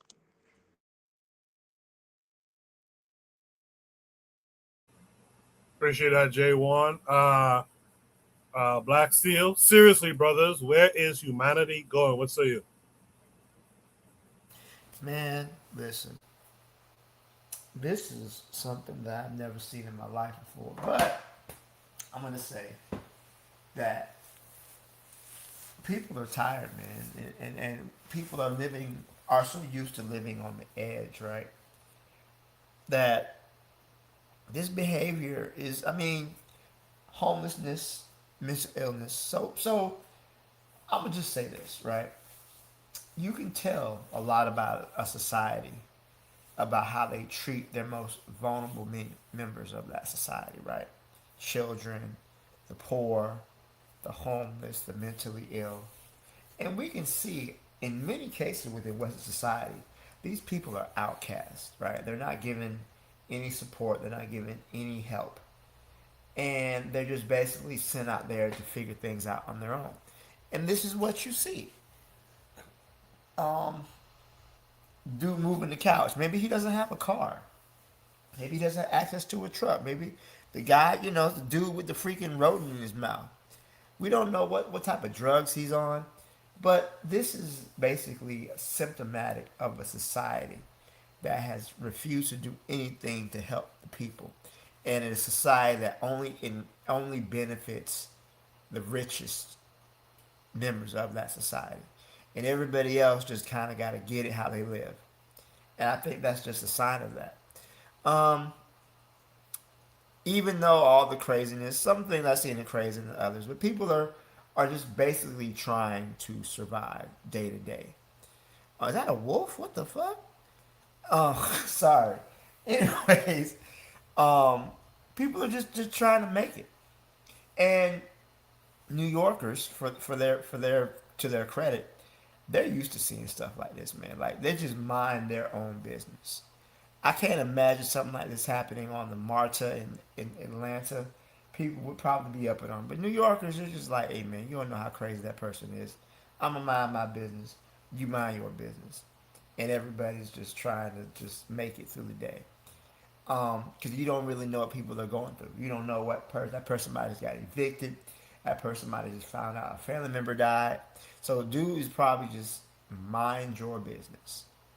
That is the number one thing. Mind your business. But yeah, people are just living on the edge. And as conditions continue, you're going to see more of this. We already, the brother mentioned about the AI taking people's jobs. You're going to see more of that.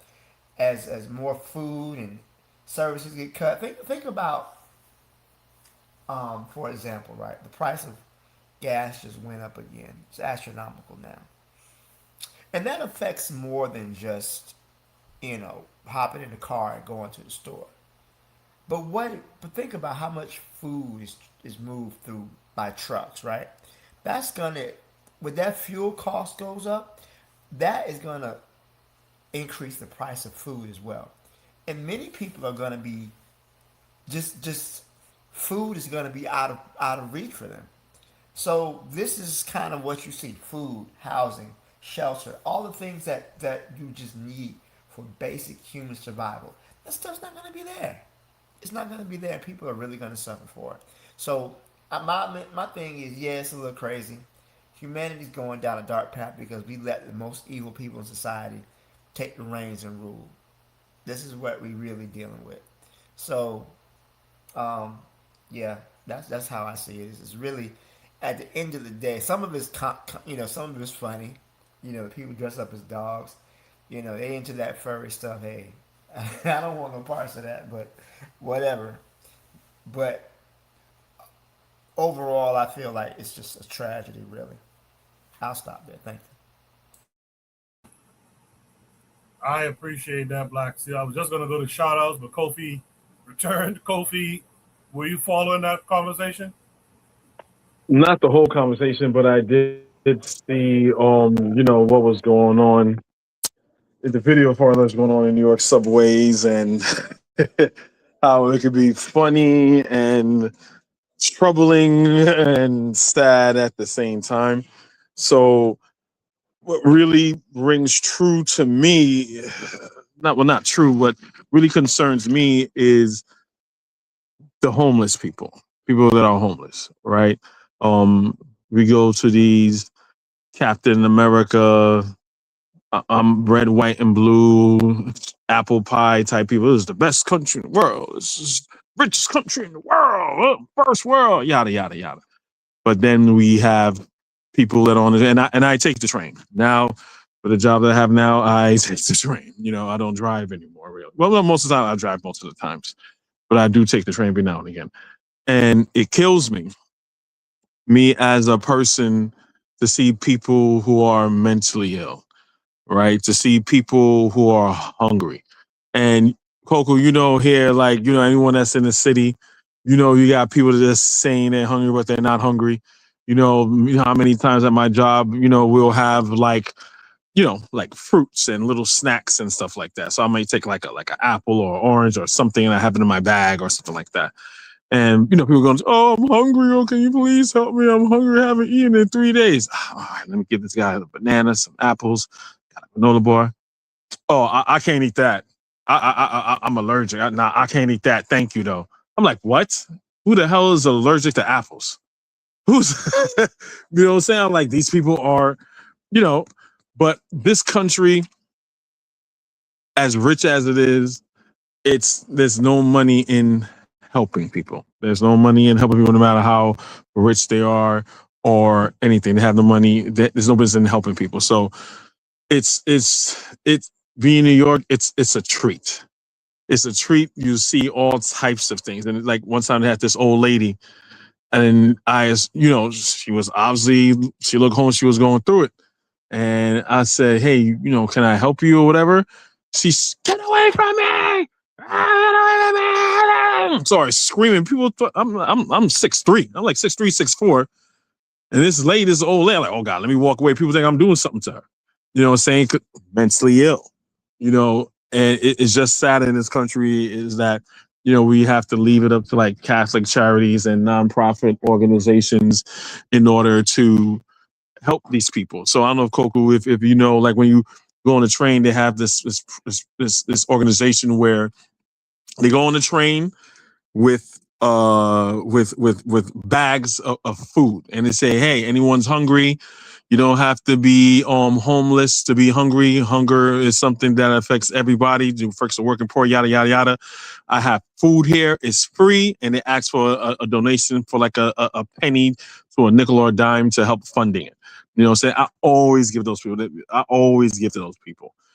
So I mean, it's funny with the whole rat thing and stuff like that. But again, to see people on the street like that is despicable. But yeah, for the shout outs, I would like to shout out to you again, for putting this panel together and bringing a new person to the panel. Welcome, brother, welcome, and I hope I'll see you next week.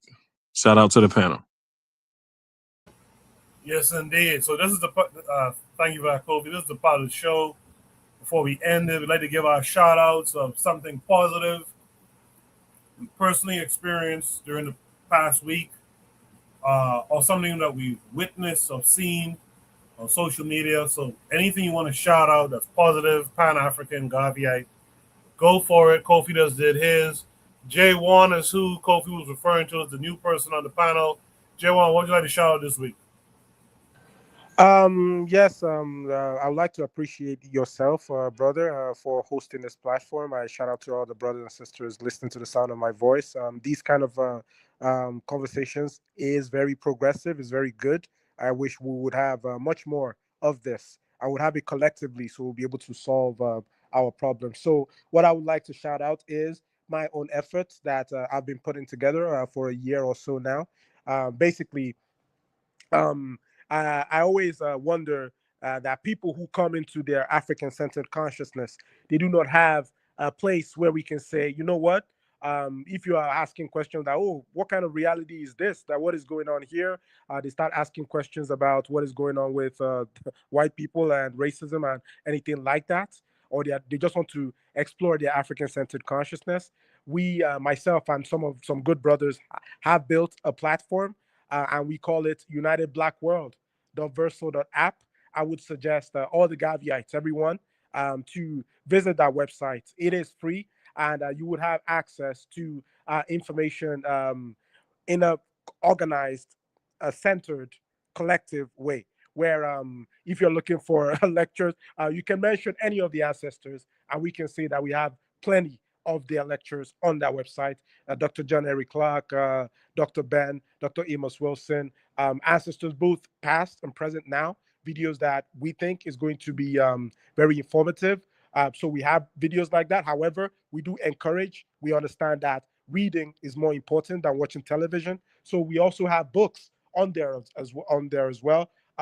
Hundreds going to thousands of books, Black books. We call them badass Black books. So any of the books that most of the books I'm sure that most of the brothers here will be familiar with have been collected by yours truly. I have been collecting some books, soft copy, because you can't really move around with the books that we have. So we have about almost 16,000 Black books about history, about how to get things done, about how to build things. And we're trying to institutionalize that particular knowledge. So that is what I would like to shout out.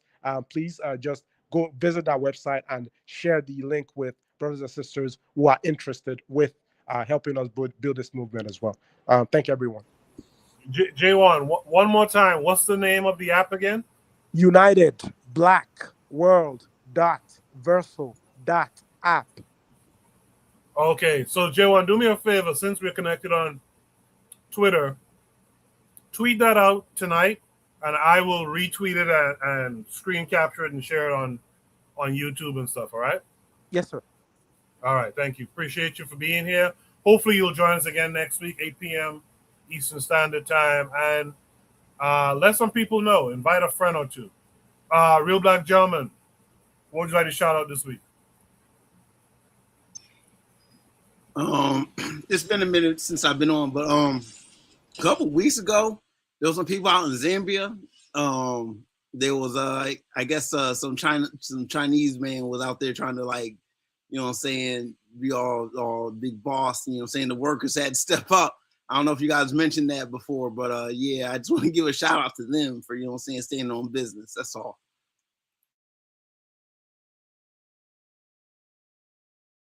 Good stuff, RBG. Thanks for being here as well. Yeah, we miss your presence, man. So try to join us as often as you can. And again, I appreciate you being here tonight.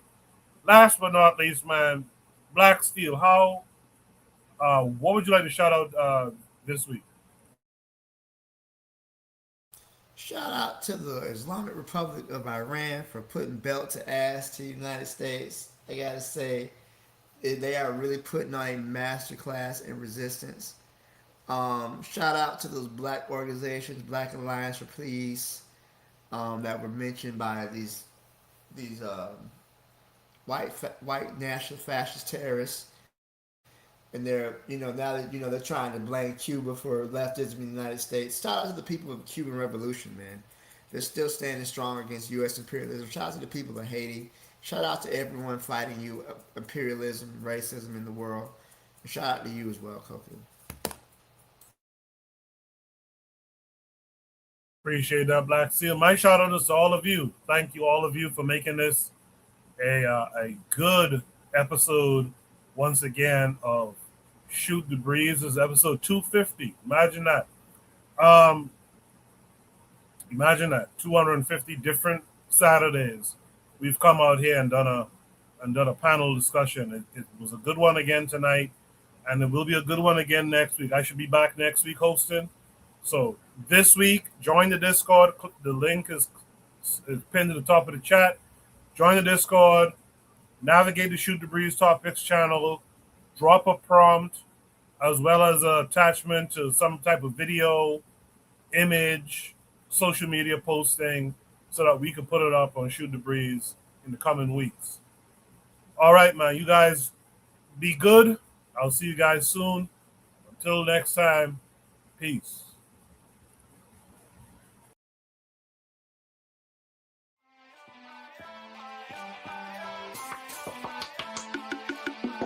Thanks for listening to the Bitter Medicine Podcast with your host, Koku. If you like what you just heard, we hope you pass along our web address, bittermedicineblogs.com, to your friends and colleagues, and share our show to all your social media. Be sure to check out our archive section on our website for previous podcasts. This has been a KWAZ radio production.